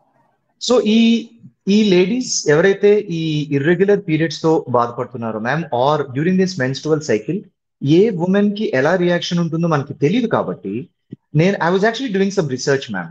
So maternity leave లాగా period leave or menstruation leave అన్నది ఏదైనా ఉన్నదేమో అని నేను రీసెర్చ్ చేసినప్పుడు నేను చూసిన విషయం ఏంటి అంటే, there is no act. But కొన్ని కంపెనీస్ మాత్రం వాలంటరీగా వాళ్ళ ఒక పర్టికులర్ ఎంప్లాయీకి లీవ్ అన్నది ఇస్తున్నారు. And I actually read that there is a bill that has been proposed in Karnataka to give 6 annual leaves to a woman for to use it during their menstruation. And ఇంకొంచెం detail గా నేను study చేసినప్పుడు తెలిసింది ఏంటంటే ma'am, ఈ countries లో, these countries like Spain, Japan, South Korea, Taiwan, Zambia and ఇండోనేషియాలో they are officially giving period leaves or menstruation leaves for those women who are in their period cycle.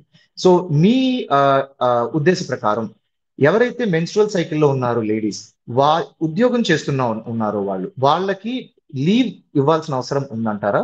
What are your thoughts on that? Generally అంటే ఇప్పుడు ఒక 75 to 80% women periods ఉన్నా they can work. Okay అంటే అది okay individualised అనమాట. అంటే ఇప్పుడు మీరు చెప్పినట్టు ఇందాక చాలా పెయిన్ వస్తుంది. అలా మెడికల్ కండిషన్ ఏదైనా అసోసియేటెడ్ గా ఉంటే లీవ్ ఇస్తే బెటర్ అని నా ఫీలింగ్. ఎందుకంటే అదేమి సంథింగ్ డిసీజ్ కాదు, ఏం కాదు, ఎవ్రీ మంత్ కరెక్ట్ జరిగేది. చాలా కరెక్ట్ మ్యామ్. 75 to 80% మందికి అదేమి పెద్ద ఇబ్బందిగా అనిపించదు. కానీ ఇప్పుడు ఓకే కొంచెం సోషల్ మీడియా ఇన్ఫ్లుయెన్సర్స్ వీళ్ళంతా కొంచెం ఎక్కువ అయ్యారు. అండ్ ఖచ్చితంగా ఏదైనా మెడికల్ అసోసియేషన్ ఏదైనా ఉంటే, ఎండోమెట్రియోసిస్ కానీ, ఎడినోమయోసిస్ కానీ, ఫైబ్రాయిడ్స్ కానీ, ఏదో కొన్ని గైనకాలజీ కండిషన్స్ ఉన్నాయి ఎక్కడైతే రైట్. పీరియడ్ పైన ఎక్కువ ఉంటుందో, అలా ఏదైనా ఓకే కొంచెం ఎవిడెన్స్ ఉండి వాళ్ళ రిపోర్ట్స్ అన్ని ఉంటే వీళ్ళకి ఖచ్చితంగా లీవ్ అయితే ఇవ్వాలని నా opinion. Okay okay but as a policy అక్కర్లేదు. ఎనీవేస్ మీరు అన్నట్టు మ్యామ్, ఐ థింక్ చాలా కంపెనీలు లిబరల్ గానే ఉన్నాయి. వాళ్ళకు కూడా ఇంట్లో లేడీస్ ఉన్నారు. వాళ్ళ వాళ్ళ ఫ్యామిలీస్ లో కూడా women are playing a very important role and women are also in the leadership roles. వాళ్ళకి అర్థం అవుతుంది ఈ ప్రాబ్లం కాబట్టి లీవ్స్ అన్నవి సర్టన్లీ ఇస్తున్నారు. బట్ సర్టన్ సిచ్యువేషన్స్ లో వాళ్ళు కొంచెం సైకడలిక్ గా, కొంచెం బాసీగా బిహేవ్ చేస్తున్న సందర్భాల్లో ఉమెన్ సఫర్ అవుతున్నారు. సో వాళ్ళ కోసం they wanted to actually propose mandatory period leave policy అన్నది. చూద్దాం ఎంతవరకు సక్సెస్ అవుతుందో ఏంటో. But I certainly support this cause. The reason being at the end of the day we should not see anyone in suffering అన్నది నా opinion ma'am. Definitely in అండి. This అంటే same ఆ టైంలో ప్లీజ్. కొంచెం రెస్ట్ తీసుకోవాలనిపిస్తుంది, కొంచెం కరెక్ట్. అట్లా లేజీగా ఉండాలనిపిస్తుంది. సో నేను అంటే ఓన్లీ వీళ్ళకున్న వాళ్ళకే ఇవ్వండి లీవ్ అంటే నన్ను ఏమైనా అంటారు. But generally all the certainly everyone should avail this అన్నది నా ఒపీనియన్ మ్యామ్. ఎలా ఉన్నా సరే, because this is a natural thing and that respect అన్నది మనం ఇచ్చి తీరాలి అన్నది మన ఒపీనియన్ కూడా ma'am. And thank you for clarifying that. On this context Monica garu, when we were actually doing some research, every issue మనకి ఈ కాలంలో హెయిర్ ఫాల్ దగ్గర నుంచి ఇన్ఫర్టిలిటీ వరకు చూసుకుంటే అందరూ చెప్పే ఒకే ఒక కామన్ పాయింట్ ఏంటంటే stress, right? So what amount of stress will cause this irregular periods are period pain? ఎంత అమౌంట్ ఆఫ్ స్ట్రెస్ ఈ పీరియడ్ పెయిన్ కానీ ఇర్రెగ్యులర్ పీరియడ్స్ కానీ కారణం అవుతుందంటారు మీ ఒపీనియన్ లో? స్ట్రెస్ అనేది అంత అమౌంట్ అని మనం చెప్పలేమండి. స్ట్రెస్ ఉంటే ఉన్నట్టే. ఆ స్ట్రెస్ ఎంత ఉన్నా ఉన్నట్టే. కొంచెం స్ట్రెస్ అయినా ఇప్పుడు ఏదైనా లేదనుకోండి, ఇప్పుడు మీరు ఏదైనా దెబ్బ తగిలిందంటే పర్లేదులే దెబ్బ అనుకుంటారు. కొంతమంది అమ్మో దెబ్బ తగిలింది అనుకుంటారు. అది depends on the individual. So stress factor ఉంటే ఖచ్చితంగా there will be irregular periods. అది పీసీఓడియా కానీ ఏదైనా స్ట్రెస్ ఫ్యాక్టర్ అంటే ఖచ్చితంగా మనం దాన్ని ఎలా ఓవర్కమ్ చేయాలన్నది ఇండివిజువలైజ్డ్ అని నా ఒపీనియన్. ఇప్పుడు No, you're 100% correct, man. So, but then you're saying that stress also will affect irregular periods గానీ లేకపోతే ఆ పీరియడ్ పెయిన్ గానీ స్ట్రెస్ కాజ్ చేస్తుంది, స్ట్రెస్ వల్ల కాజ్ అవుతుంది అని కూడా you are suggesting it. Okay ma'am, on the same context మీరు ఇందాక అన్నారు దేర్ వాజ్ దిస్ గర్ల్, ఒక పీరియడ్ మిస్ అవడం వల్ల తను టాబ్లెట్ వేసుకొని పీరియడ్ మిస్ అయిందని అనుకుని షీ థాట్ ప్రెగ్నెంట్ కాదేమో అని అనుకుని షీ వెంట హెడ్ అని. So on the same context మనకి ఇన్ఫర్టిలిటీ అన్న సబ్జెక్ట్ కూడా ఇందులోకి వస్తుంది మ్యామ్. So this is a big big big subject. మనం ఏ ఊర్లో తీసుకున్నా ఏ కార్నర్ లో తీసుకున్నా ఐవీఎఫ్ క్లినిక్ అని స్టార్ట్ చేసుకుంటే ఇన్ఫర్టిలిటీస్ అని అంటున్నారు, చాలా చాలా రకాల ఈ క్లినిక్స్ అన్నవి ఒక మష్రూమ్ లాగా ఫామ్ అయిపోయాయి, right? On this context in this stage infertility ఎక్కువ అయ్యే కేసీ అని చెప్పడానికి డైరెక్ట్ నిదర్శనం ఏంటంటే హాస్పిటల్స్ పెరిగిపోయి, క్లినిక్స్ పెరిగిపోయి, డాక్టర్లు పెరిగిపోయారు.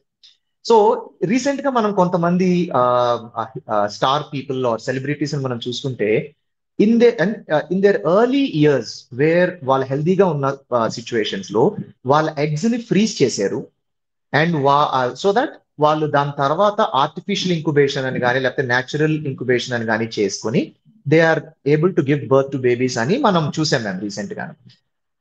ఎవరైతే ఆడవాళ్ళు ఈ ఇన్ఫర్టిలిటీకి one of the reasons age అన్నది కూడా నేను విన్నాను మ్యామ్, బట్ సబ్జెక్ట్ కరెక్షన్ మీరు అది కరెక్ట్ చేయాలి. అందరూ చేయొచ్చా ఇది? అందరికీ అఫోర్డబుల్ ఇది ఈ ఎగ్స్ ఫ్రీజ్ చేయడం అన్నది కానీ అండ్ ఆర్టిఫిషియల్ ఇంక్యుబేషన్ అన్నది కానీ అందరికీ వీలవుతుందా? మీ ఒపీనియన్ ఏంటి? ఖచ్చితంగా అందరికీ వీలు అవ్వదండి, ఎందుకంటే ఆ ఎక్విప్మెంట్ చాలా కాస్ట్ ఉంటుంది.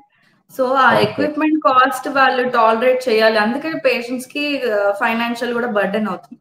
సో ఎగ్ ఫ్రీజింగ్ అనేది ఎవరు చేయాలి, ఏ ఏజ్ వాళ్ళు చేయాలి, ఎన్ని ఇయర్స్ వరకు స్టోర్ చేయాలనేది చాలా కామన్ క్వశ్చన్ అందరికీ ఉంటుంది. సో మెడికల్ ఇండికేషన్స్ ఉంటాయండి, నాన్ మెడికల్ ఇండికేషన్స్ ఉంటాయి. ఇప్పుడు మెడికల్ ఇండికేషన్స్ వచ్చేసరికి క్యాన్సర్, మన ఎర్లీ ఏజ్ లో క్యాన్సర్ డిటెక్ట్ అయింది, సో ఫ్యూచర్ లో పిల్లలు కావాలనుకుంటున్నారు, సో వాళ్ళు ఎగ్స్ ఫ్రీజ్ చేసుకోవచ్చండి. ఇంకోటి జెనెటిక్ డిసీజెస్, టర్నర్ సిండ్రోమ్ అని అంటాం, అలాంటి వాళ్ళు, మన ఎండోమెట్రియోసిస్ ఇందాక మనం మాట్లాడుకున్నట్టు సివియర్ ఎండోమెట్రియోసిస్ ఉన్న వాళ్ళకి ఇన్ఫర్టిలిటీ రిస్క్ ఉంటుంది. సో అలా డిటెక్ట్ అయిన వాళ్ళు ఎగ్ ఫ్రీజింగ్ చేసుకోవచ్చు. అండ్ స్పర్మ్ రిట్రీవల్ అంటామండి, ఎప్పుడైతే మనం స్పర్మ్ ని తీయడానికి రిట్రీవల్ ప్రొసీజర్స్ ఉంటాయి, ఎలాగైతే విమెన్ కు ఉంటాయో మెన్ కూడా ఉంటాయి. అటువంటి టైంలో ఊసైట్ రిట్రీవల్ కూడా మనం, అంటే ఇప్పుడు స్పర్మ్ రిట్రీవల్ డిలే అయింది అనుకోండి, ఏదో కారణం చేత స్పర్మ్ అయితే రిట్రీవ్ అవ్వలేదు, సో అలాంటప్పుడు మనం ఊసైట్ తీసి రెడీగా ఉంచుకుని వేస్ట్ అయిపోతుంది. సో దాన్ని ఫ్రీజ్ చేయడం. అండ్ ప్రీమెచ్యూర్ ఓవేరియన్ ఇన్సఫిషియన్సీ అని ఒకటి ఉంటుందండి, అంటే ఎర్లీ ఏజ్ లో ఓవేరియన్ ఫెయిల్యూర్ లోకి వెళ్ళిపోతారు.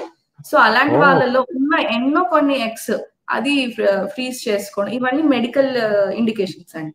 ఇప్పుడు నాన్ మెడికల్ కి వచ్చేసరికి మీరు చెప్పినట్టు సెలబ్రిటీస్ కానీ కెరీర్ పరంగా వాళ్ళు ఎక్సెల్ అవుదాం అనుకున్న వాళ్ళు, ఇప్పుడే పెళ్ళొద్దు పిల్లలు వద్దు అనుకున్న వాళ్ళు చేసుకోవచ్చు.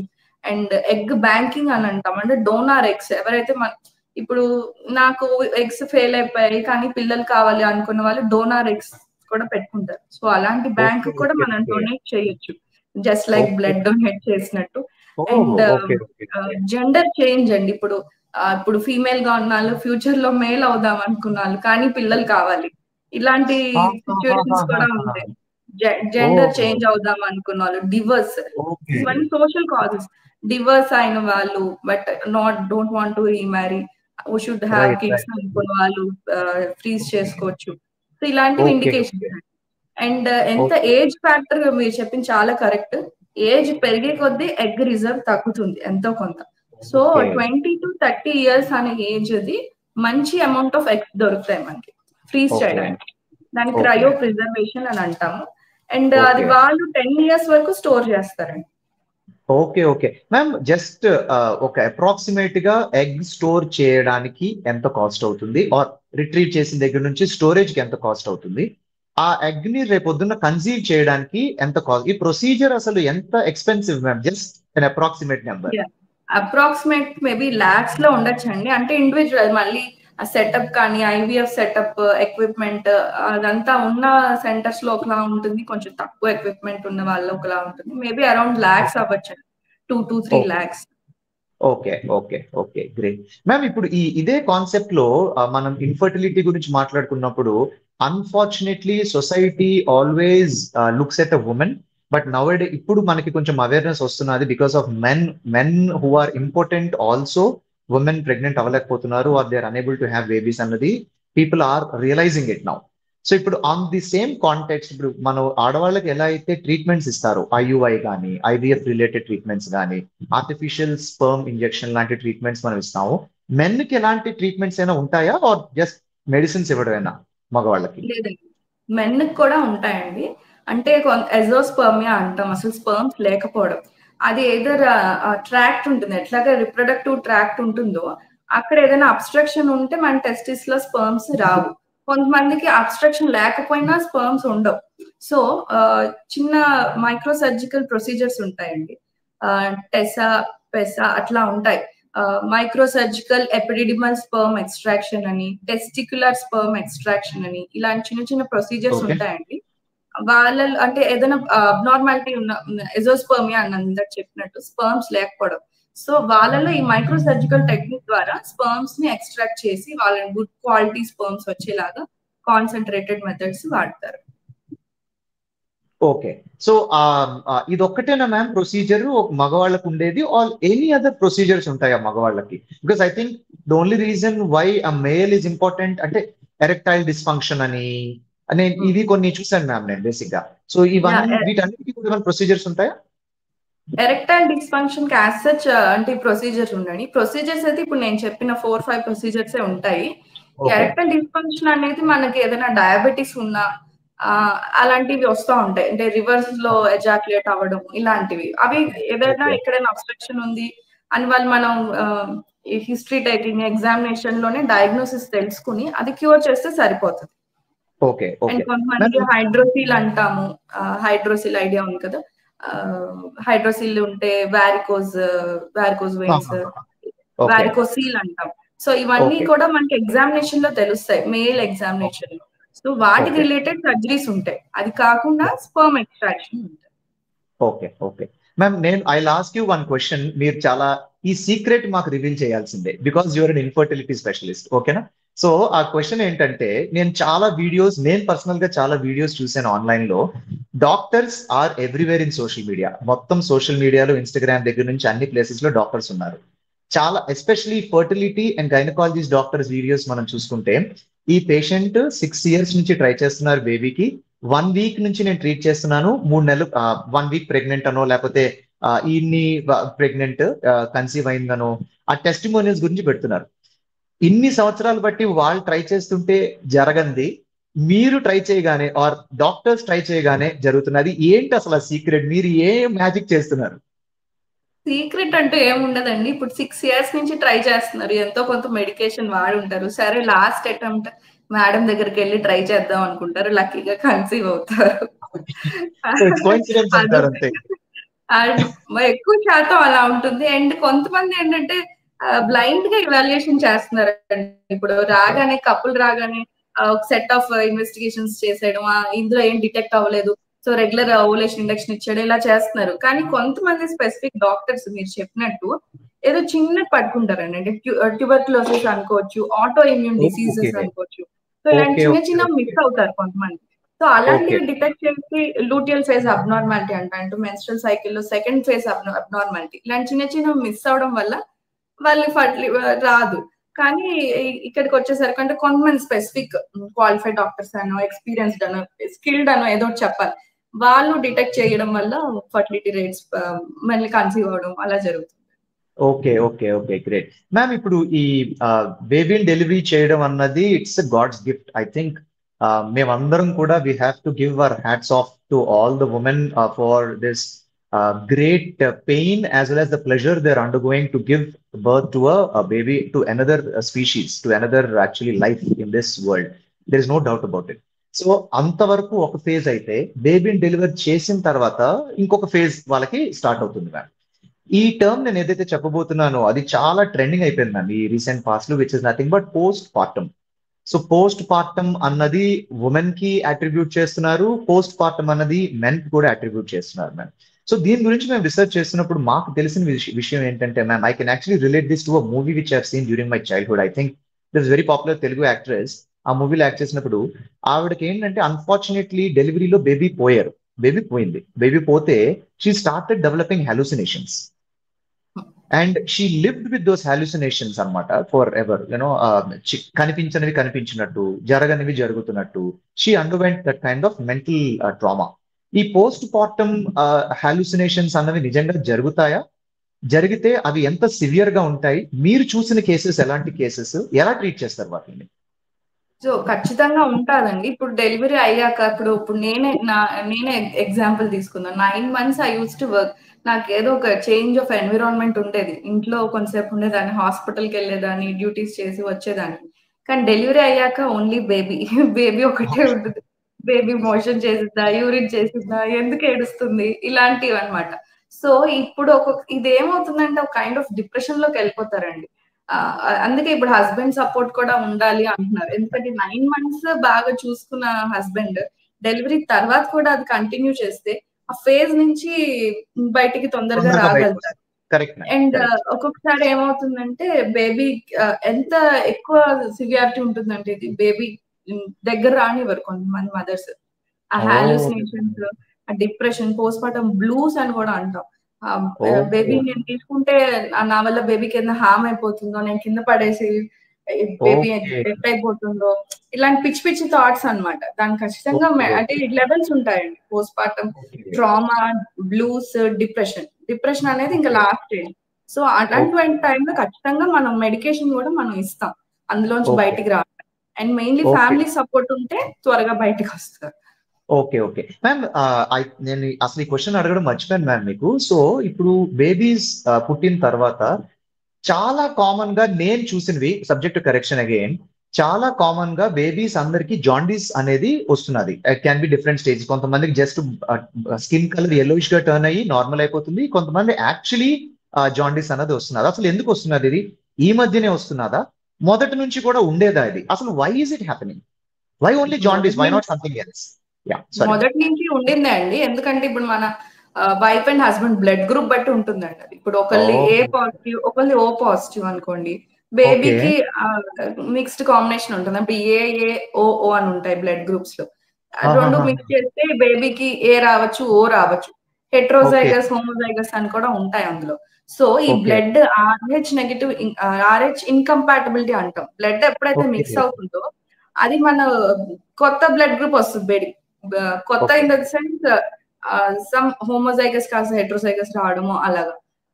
సో దాని వల్ల ఏమవుతుందంటే ఈ లివర్, ఈ బ్లడ్ అనేది బ్రేక్ డౌన్ అయ్యి లివర్ లో నుంచి బయటికి రావాలి. సో దాని వల్ల జాండీస్ వస్తుంది. Okay okay okay but this is quite common. మీరు అన్నట్టు భయపడాల్సింది ఏంటంటే కానీ ఒక సర్టెన్ లిమిట్ అంటూ ఉంటుందండి. అంటే అరౌండ్ 12 to 15, అంటే 15 కన్నా ఎక్కువ ఉందంటే ఖచ్చితంగా ఫోటోథెరపీ తీసుకోవాలని. అంటే ఫోటోథెరపీ అంటే బ్లూ లైట్ కింద పెడతాం. అప్పుడు అది కొంతవరకు జాండీస్ ని తగ్గిస్తుంది. అది అందుకే టెస్ట్ చేస్తారండి. Day 1 టెస్ట్ చేస్తారు, Day 3 టెస్ట్ చేస్తారు. సో అది లెవెల్ తగ్గుతూ ఉందంటే ఓకే, సేఫర్ సైడ్. లేదు అంటే కొంచెం మినిమల్ ట్రీట్మెంట్ అయితే ఇవ్వాల్సి వస్తుంది. ఓకే ఓకే మ్యామ్, ఇంకొక same on this context same question, అది ఇది పీడియాట్రిషియన్స్ ఆన్సర్ చేయాలేమో, but anyways you're also handling the babies కాబట్టి నేను అడుగుతున్నాను. బేబీ పుట్టిన వెంటనే మనం ఆ బేబీని ఎండలో పెడితే, సన్లైట్ లో పెడితే, the chances of getting jaundice తగ్గుతుంది అంటారా? తగ్గుతుందండి. ఎందుకంటే ఆ మెకానిజం ఉంటుందండి. ఆ లైట్ లో, మన సన్ లైట్ లో ఉండే మెకానిజం ఏంటంటే ఈ జాండీస్ ని తగ్గించే ఫ్యాక్టర్స్ ఉంటాయి అనమాట.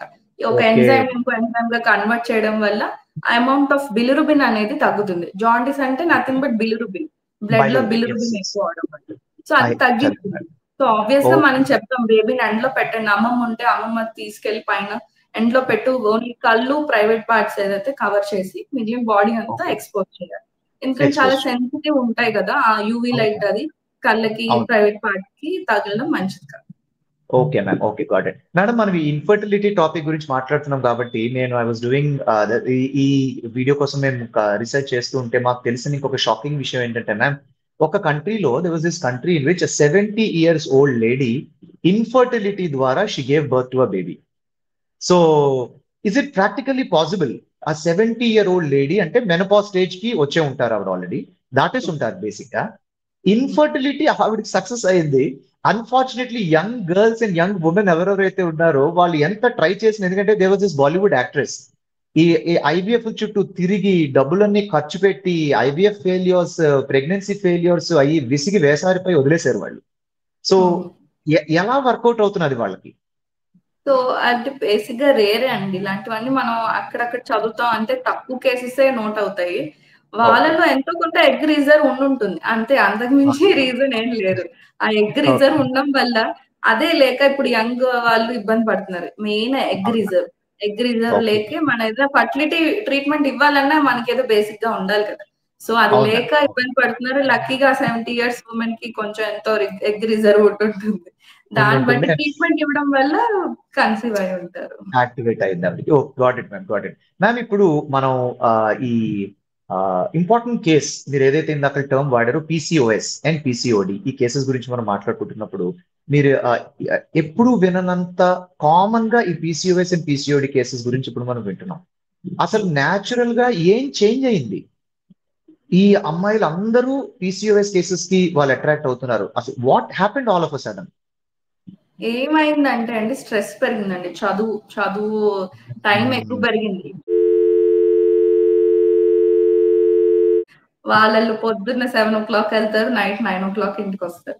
ఫిజికల్ యాక్టివిటీ ఎక్కడ ఉందండి? అంతసేపు ఆ బుక్స్.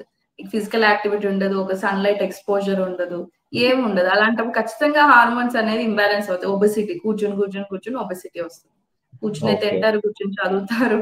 సో దీనివల్ల ఏమవుతుందంటే, ఒబెసిటీ వల్ల మనకి హార్మోనల్ ఇంబాలెన్స్, వేగ్‌గా చెప్పాలంటే ఈ హార్మోనల్ ఇంబాలెన్స్ రావడం, ఆండ్రోజన్స్ ఎక్కువ అవడం, అంటే మేల్ హార్మోన్స్, విమెన్ లో మేల్ హార్మోన్స్ ఎక్కువ అవడము, ఇన్సులిన్ రెసిస్టెన్స్ అంటాం. ఇన్సులిన్ రెసిస్టెన్స్ పెరగడం, దీనివల్ల పీసీఓడిలోకి ల్యాండ్ అవుతున్నారు. ఓకే ఓకే మేడం, మీరు అన్నట్టు I mean it's all about chicken and eggs కదా మేడం. ఎందుకంటే పాపులేషన్ పెరుగుతున్నది, కాంపిటీషన్ పెరిగినప్పుడు పేరెంట్స్ ఎక్స్పెక్టేషన్స్ కూడా పెరుగుతున్నాయి కాబట్టి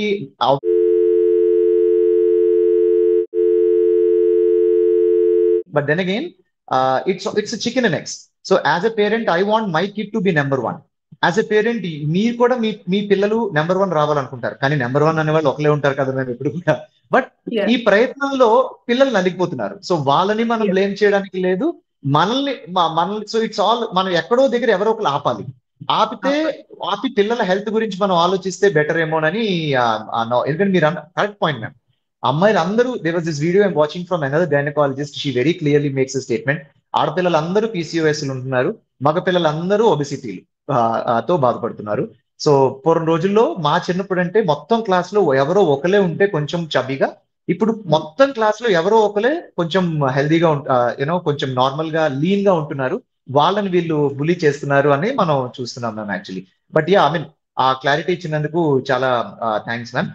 ఆన్ ద సేమ్ కాంటెక్స్ట్, ఈ పీసీఓఎస్ కానీ పీసీఓడి కానీ వచ్చిన అమ్మాయిలకి వాళ్ళకి, ఎందుకంటే చదువుకుంటున్న పిల్లలు, వాళ్ళు probably in the adolescent age, వాళ్ళు for the rest of the life వాళ్ళు అనుభవించవలసిన హెల్త్ కాంప్లికేషన్స్ ఏంటి? సో లాంగ్ టర్మ్ లో వాళ్ళు diabetes, hypertension, endometrial cancers వరకు కూడా వెళ్తారండి. అంటే అంత క్రానిక్ గా అన్అపోజ్డ్ ఈస్ట్రోజన్, అంటే మనకి ఎప్పుడైతే మెన్స్ట్రల్ సైకిల్ ఎప్పుడు వస్తుందంటే ఈస్ట్రోజన్ అనే హార్మోన్ కి ఆపోజిట్ గా ప్రొజెస్ట్రాన్ రావాలి, అప్పుడే ఎండోమెట్రియం అనేది షెడ్ అవుతుంది. కానీ పీసీఓడిలో అలా ఉండదండి. ఆ ఈస్ట్రోజనే పెరిగి పెరిగి పెరిగి ప్రొజెస్ట్రాన్ ఉండదు, పీరియడ్ రాదు. వచ్చిన 2-3 months కి ఒకసారి వస్తుంది. సో దీని వల్ల ఏమవుతుందంటే బాడీలో ఈస్ట్రోజన్ కంటెంట్ ఎక్కువ అవడం వల్ల డయాబెటీస్, హైపర్ టెన్షన్, ఇందాక చెప్పినట్టు cancers, heart related complications and coronary artery disease అంటాం. ఇవన్నీ ఓకే 15 to 20 years లో వీళ్ళ రాగలిగే కాంప్లికేషన్స్ అన్నమాట వీళ్ళకి. Oh my best god treatment okay ఏంటంటే పీసీఓడికి ట్రీట్మెంటే లేదండి. Lifestyle oh change. ఖచ్చితంగా ఓ మనం every day half an hour walking చేయాలి. అది ఎవరైనా కావచ్చు. మీరైనా, నేనైనా, 60 ఇయర్స్ అయినా, 12 ఇయర్స్, 14 ఇయర్స్ పిల్లలైనా. అంటే ఫిజికల్ యాక్టివిటీ ఖచ్చితంగా ఉండాలి. Life style changes, diet changes ఇవి చాలా మేజర్ రోల్ ప్లే చేస్తాయండి పీసీఓడిలో ప్రత్యేకంగా. ఎందుకంటే ఓకే మెడిసిన్ మనం టాబ్లెట్ ఇస్తేనే వాళ్ళకి పీరియడ్ వస్తుంది. లేకపోతే రాదు. వాళ్ళంతట ఓకే వాళ్ళు రెగ్యులరైజ్ చేసుకోవాలంటే ఎంతో కొంత షార్ట్ పీరియడ్ ఆఫ్ టైం కి మనం హార్మోన్ పిల్స్ పెట్టడం అది చెయ్యొచ్చు. కానీ లాంగ్ టర్మ్ లో కూడా వాటికి కూడా సైడ్ ఎఫెక్ట్స్ ఉంటాయి. సో ఓకే ఇండివిజువల్ గా వాళ్ళంతట వాళ్ళు అవేర్నెస్ క్రియేట్ చేసుకుని లైఫ్ స్టైల్ చేంజ్ చేస్తే సగం పీసీఓడి తగ్గిపోతుందండి. కరెక్ట్ కరెక్ట్ మ్యామ్ మీరు అన్నది 100% true ma'am. On the same lines మీరు ఇందాక అన్నట్టు ఈ పీరియడ్ రెగ్యులేషన్ పిల్స్ గురించి మనం మాట్లాడుకోవాలి మ్యామ్, డెఫినెట్ గా మాట్లాడుకోవాలి. మనం we're living in religious country. So మనకి రిలీజియస్ కంట్రీలో ఇంకా మనకి ఆ సోషల్ స్టిగ్మా అన్నది ఉన్నది. మెన్స్ట్రుయేటింగ్ ఉమెన్ ఎవరైతే పీరియడ్స్ లో ఉన్న ఉమెన్ ఉంటారో వాళ్ళు టెంపుల్స్ వెళ్ళకూడదు, పూజల్లో పాల్గొనకూడదు. ఎవరి ఆర్గ్యుమెంట్ వాళ్ళది, with not disturbing anyone's beliefs. ఎవరి బిలీఫ్స్ ని మనం డిస్టర్బ్ చేయకుండా, విత్ ఆల్ డ్యూ రెస్పెక్ట్, ఈ ఈ ఎవరైతే ఆడవాళ్ళు ఉన్నారో వాళ్ళు ఈ పీరియడ్ రెగ్యులేషన్ ఆపడానికో లేకపోతే తొందరగా రావడానికో వాడుతున్న పిల్స్ ఏవైతే ఉన్నాయో వాటికి సంబంధించిన డేంజర్స్ ఏమున్నాయి మ్యామ్? అవి అసలు is that వడ్ you call supportive? అది వేసుకోవచ్చా, అసలు వేసుకోకూడదా? వాటి వల్ల వచ్చే కాంప్లికేషన్స్ ఏంటి? అంటే బెస్ట్ టు అవాయిడ్ అండి. ఎందుకంటే మనకి ఇవాళ పండగ ఉంది. అయ్యో! అలాగా మనం పిల్లేసుకున్నాం, ఫంక్షన్ ఉంది అంటే ఈవెన్ నెక్స్ట్ ఇయర్ వస్తది పండగ. ఆ తర్వాత ఫంక్షన్ కూడా ఏదో ఒకటి వస్తుంది. కానీ మన హెల్త్ పాడవుతుంది. ఇప్పుడు ఏదో ఓ ఒకలాగా మనం ఒక టాబ్లెట్ అలవాటు చేశామనంటే ఖచ్చితంగా సైకిల్ డిస్టర్బ్ అవుతుంది. అదంతా ఓకే హార్మోనల్ పిల్స్ కాబట్టి నాసియా రావడం, వామిటింగ్, హెడ్‌ఏక్స్ వీటన్నిటి సైడ్ ఎఫెక్ట్స్. అవన్నీ మినిమమ్ సైడ్ ఎఫెక్ట్స్ అయినా లాంగ్ టర్మ్ లో చూసుకుంటే ఉన్న రెగ్యులర్ సైకిల్స్ కాస్త ఇర్రెగ్యులర్ అవడం, హెవీ బ్లీడింగ్ అవడం, పీరియడ్ కి మధ్యలో స్పాటింగ్ అవడం, ఇలాంటి ఇబ్బందులన్నీ ఫేస్ చేస్తారు. కాబట్టి బెటర్ టు అవాయిడ్. అంటే ఒక 5 టైమ్స్ వేసుకోవాల్సి వచ్చినప్పుడు ఒక 1 టైమ్ వేసుకుంటే జస్ట్ అంటే వాళ్ళ ఇండివిడ్యువల్ అన్నమాట అది. At least correct 1 ma'am. టైమ్ కి కట్ డౌన్ చేస్తే ఫ్యూచర్ లో కాంప్లికేషన్స్ రాకుండా ఉంటాయి. I agree ma'am, I agree ma'am. ఈ next whatever I'm going to ask కొంచెం ఆడియన్స్ కి ఇబ్బందికరమైన సబ్జెక్ట్ అయి ఉండొచ్చు. సో డిస్క్లైమర్ అందుకే ఇస్తున్నాను నేను. This can be little disturbing questions అండి. ఎవరైనా if there are any young children please put them అవే.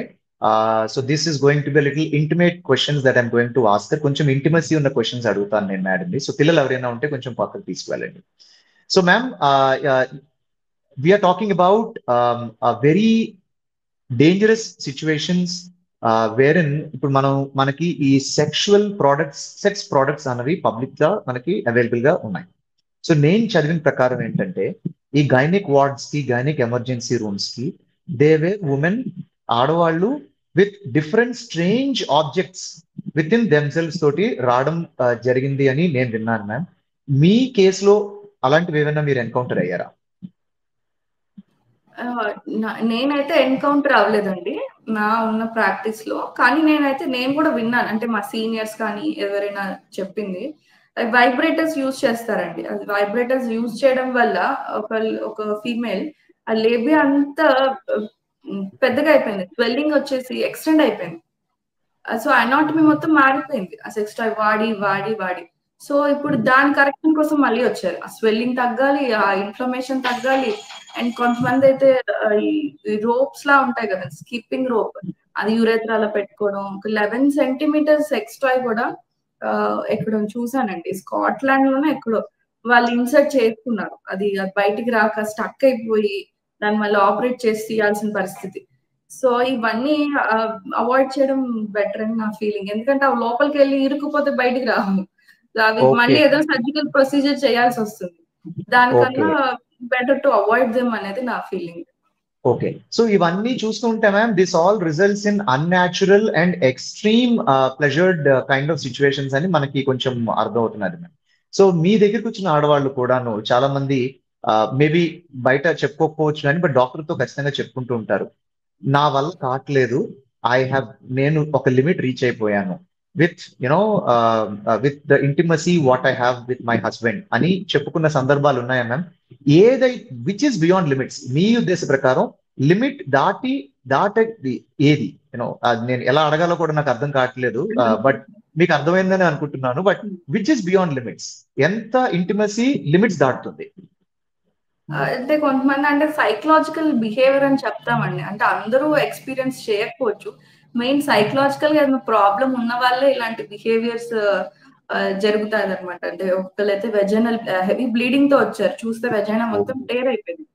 అది Oh మేము my God. స్టిచ్ చేయాల్సి వచ్చింది. ఏంటా అంటే సెక్షువల్ ఇంటర్కోర్స్, ఫోర్స్ఫుల్ సెక్స్ కానీ డిఫరెంట్ ఇన్స్ట్రుమెంట్ అదే ఇవన్నీ చెప్తారు, ఏదైనా Objects. ఆబ్జెక్ట్స్ ఇన్సర్ట్ చేయడము, ఫోర్స్ సెక్స్, ఇవన్నీ మెయిన్ మెన్ అనాలో ఏమనాలో తెలియదు. అంటే Animalistic వాళ్ళ behavior, behaviour, maybe that right. Yeah, psychological animalistic behavior. Behaviour మారాలి. Yes, ఏదో ma'am. కొంత ప్రాబ్లం ఉన్నాళ్ళే అలా చేస్తారు. అందరూ Okay. నార్మల్ గా అందరూ చేయరు. సో వాళ్ళు Right. కౌన్సిలింగ్ ఇవ్వడం బెటర్ అని నా feeling. Right, right. I agree with you, ma'am. Ma'am, ఇప్పుడు ఆన్ దిస్ సేమ్ కాంటెక్స్ట్ మనం ఇంకొంచెం రెవల్యూషనైజ్డ్ టెక్నాలజీ గురించి మాట్లాడుకుంటే అందరికీ తెలిసిన సబ్జెక్ట్ స్టెమ్ సెల్స్. ఈ సబ్జెక్టు కొన్ని సంవత్సరాలు బట్టి మనం వింటున్నాం మ్యామ్. అసలు స్టెమ్ సెల్స్ వాళ్ళు మన దగ్గర నుంచి డబ్బులు తీసుకున్న తర్వాత వాళ్ళు అసలు నిజంగానే ఆ స్టెమ్ సెల్స్ అన్నవి స్టోర్ చేస్తున్నారా? ఎందుకంటే వాట్ ఆర్ స్టెమ్ సెల్స్ అంటే ఏంటి, అవి ఎందుకు స్టోర్ చేయాలి, ఎలా ఉపయోగపడతాయి అందరికీ తెలుసు. ప్రాబ్లం ఎక్కడొస్తుంది అంటే వాటిని రిట్రీవ్ మనకి కావాల్సినప్పుడు వాడుకోవడం దగ్గర మనకి క్వశ్చన్స్ వస్తాయి. వాళ్ళు నిజంగానే మన స్టెమ్ సెల్స్ తీసుకెళ్లారా? ఎక్కడ స్టోర్ చేస్తున్నారు? మన స్టెమ్ సెల్సే మనకి ఇస్తున్నారా? స్టోర్ చేసినవి పర్ఫెక్ట్ కండిషన్ లోనే ఉన్నాయా లేవా? అడిగిన వెంటనే ఇస్తారా? మళ్ళీ లేకపోతే అప్పుడు డబ్బులు అడుగుతారా? ఎలా తెలుస్తుంది మేము? అసలు కొంచెం దాని గురించి ఎక్స్ప్లెయిన్ చేయరా ప్లీజ్? యా షూర్, డెఫినెట్ గా అండి. ఇప్పుడు స్టెమ్ సెల్ బ్యాంకింగ్ అనేది చాలా పెరిగిపోయాయి. అంటే చాలా కంపెనీస్, చాలా డబ్బులున్న వాళ్ళందరూ బ్యాంక్ పెట్టేస్తున్నారు. మనకి అంబ్లికల్ కార్డ్, ఎడిపోస్ టిష్యూ అంటాం, ఫ్యాట్ టిష్యూ, ఇంకా పెరిఫరల్ బ్లడ్, బోన్ మ్యారో, ఇవన్నీ సోర్సెస్ ఆఫ్ స్టెమ్ సెల్స్ అండి. కానీ మనకి డెలివరీలు ఎక్కువ. అంబ్లికల్ కార్డ్ అనేది richest source of stem cell.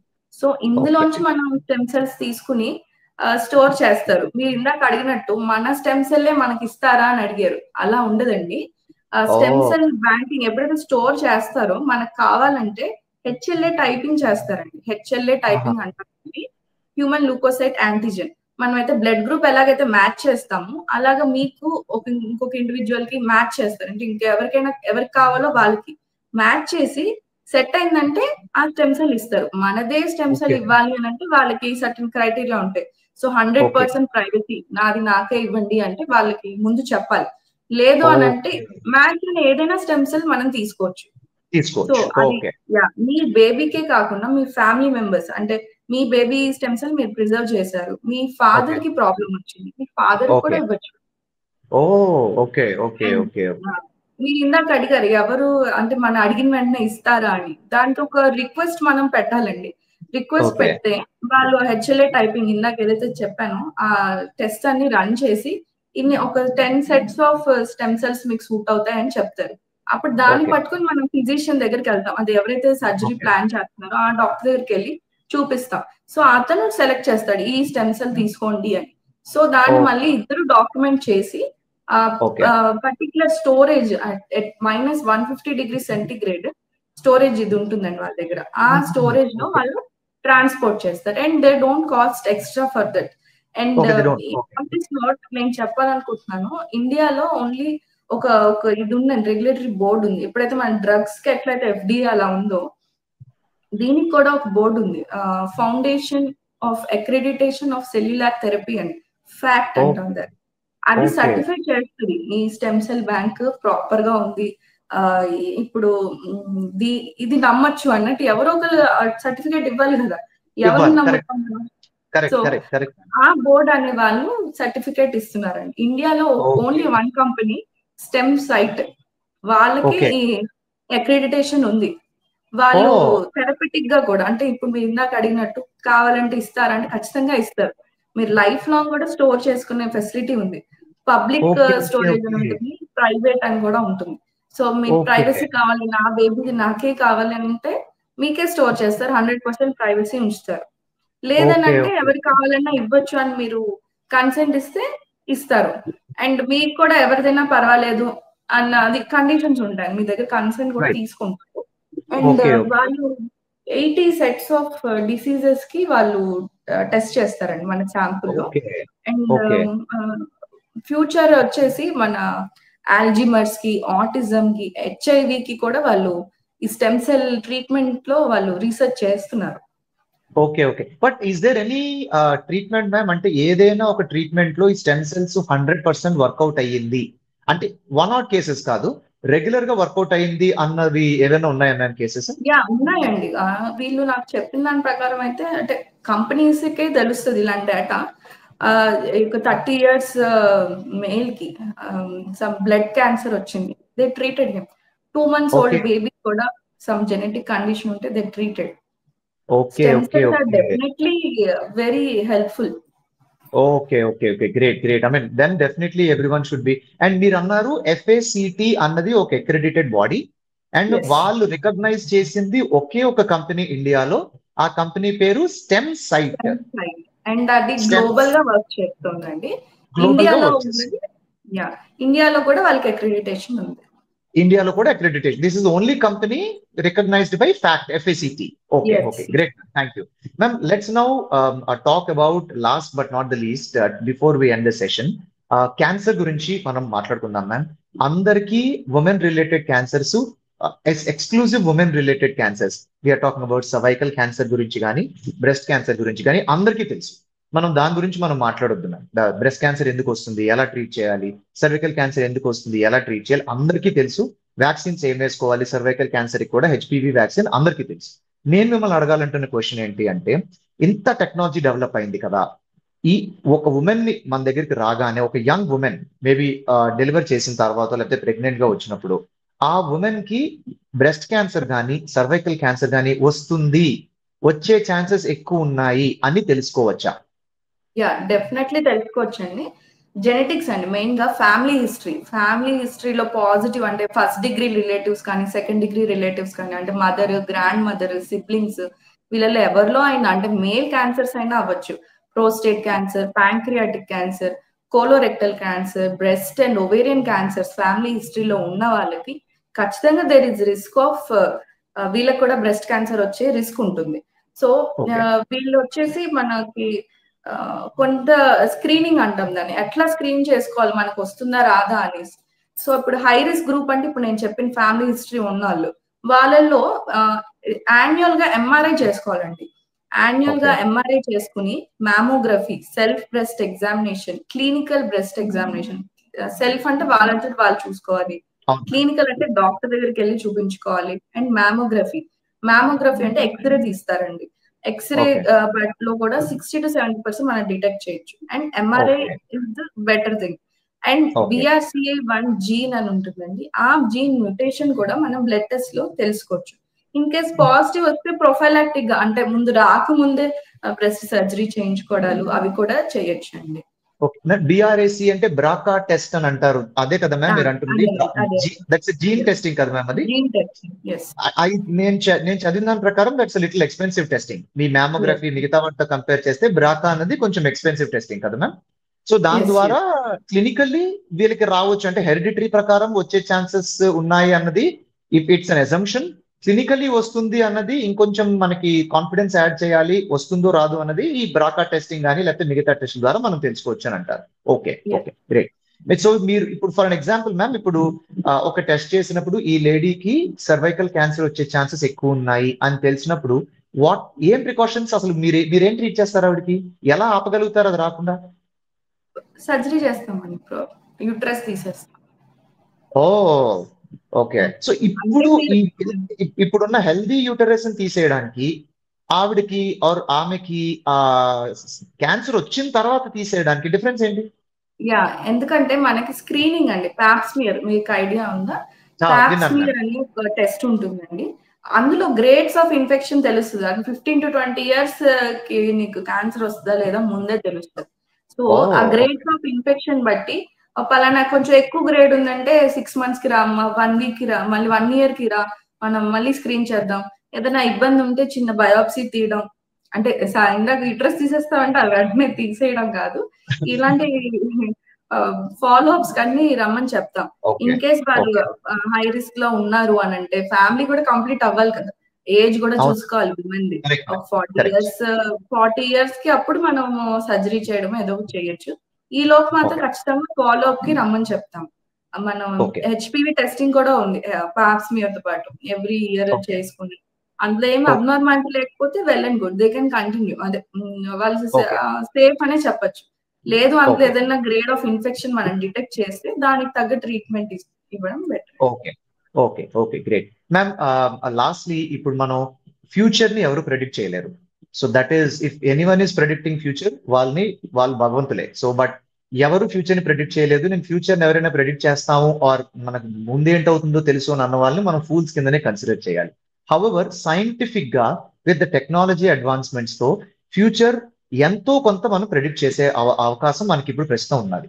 So ఇప్పుడు మనం ఈ వీడియో చూస్తున్న లేడీస్ అందరికీ కూడా ఏదైతే మీరు ఇప్పుడు ఈ హెరిడిటరీ క్యాన్సర్స్ వచ్చే సిచ్యువేషన్స్ కానీ మిగతా క్యాన్సర్స్ వచ్చే సిచ్యువేషన్స్ కానీ వచ్చినప్పుడు వచ్చే ఛాన్సెస్ ఉన్నాయేమో, ఎందుకంటే క్యాన్సర్ వస్తే దానికి అయ్యే ఖర్చు కానీ మెంటల్ ట్రామా కానీ ఎంత ఉంటుంది అన్నది చెప్తూ వీళ్ళకి ఎలాంటి సజెషన్స్ మీరు ఇస్తారు ఒకసారి ఫర్ ద ఆడియన్స్ సేక్ కొంచెం సమ్మరైజ్ చేసేస్తారా?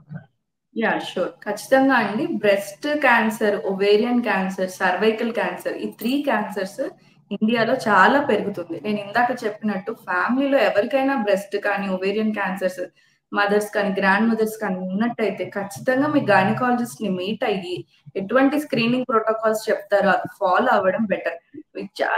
సింపుల్‌గా సెల్ఫ్ ఎగ్జామినేషన్‌లోనే చాలా మటుకు తెలుస్తుంది. సో అలాంటి రెగ్యులర్ గా సెల్ఫ్ ఎగ్జామినేషన్స్ చేసుకోవడం, ఏదైనా చిన్న డౌట్ ఉన్న డాక్టర్ దగ్గరికి వెళ్ళడం, రొటీన్ యాన్యువల్ గా ఒక గైనిక్ చెకప్, మామూలు ట్రాన్స్ వెజైనల్ అల్ట్రాసౌండ్ అంటాం, అది చేయడం వల్ల మినిమల్ క్యాన్సర్స్ కానీ ప్రీ మ్యాలిగ్నెంట్ క్యాన్సర్ రాకముందు ఉండే ఇబ్బందులు కూడా ఈజీగా డిటెక్ట్ చేసుకోవచ్చు. ఇప్పుడున్న టెక్నాలజీని వాడుకుని జస్ట్ ఇయర్ కి ఒక్కసారైనా గైనిక్ ని మీట్ అవుతే ఇలాంటి రిస్క్ ని మనం తగ్గించవచ్చు. Great ma'am, thank you so much Monica గారు.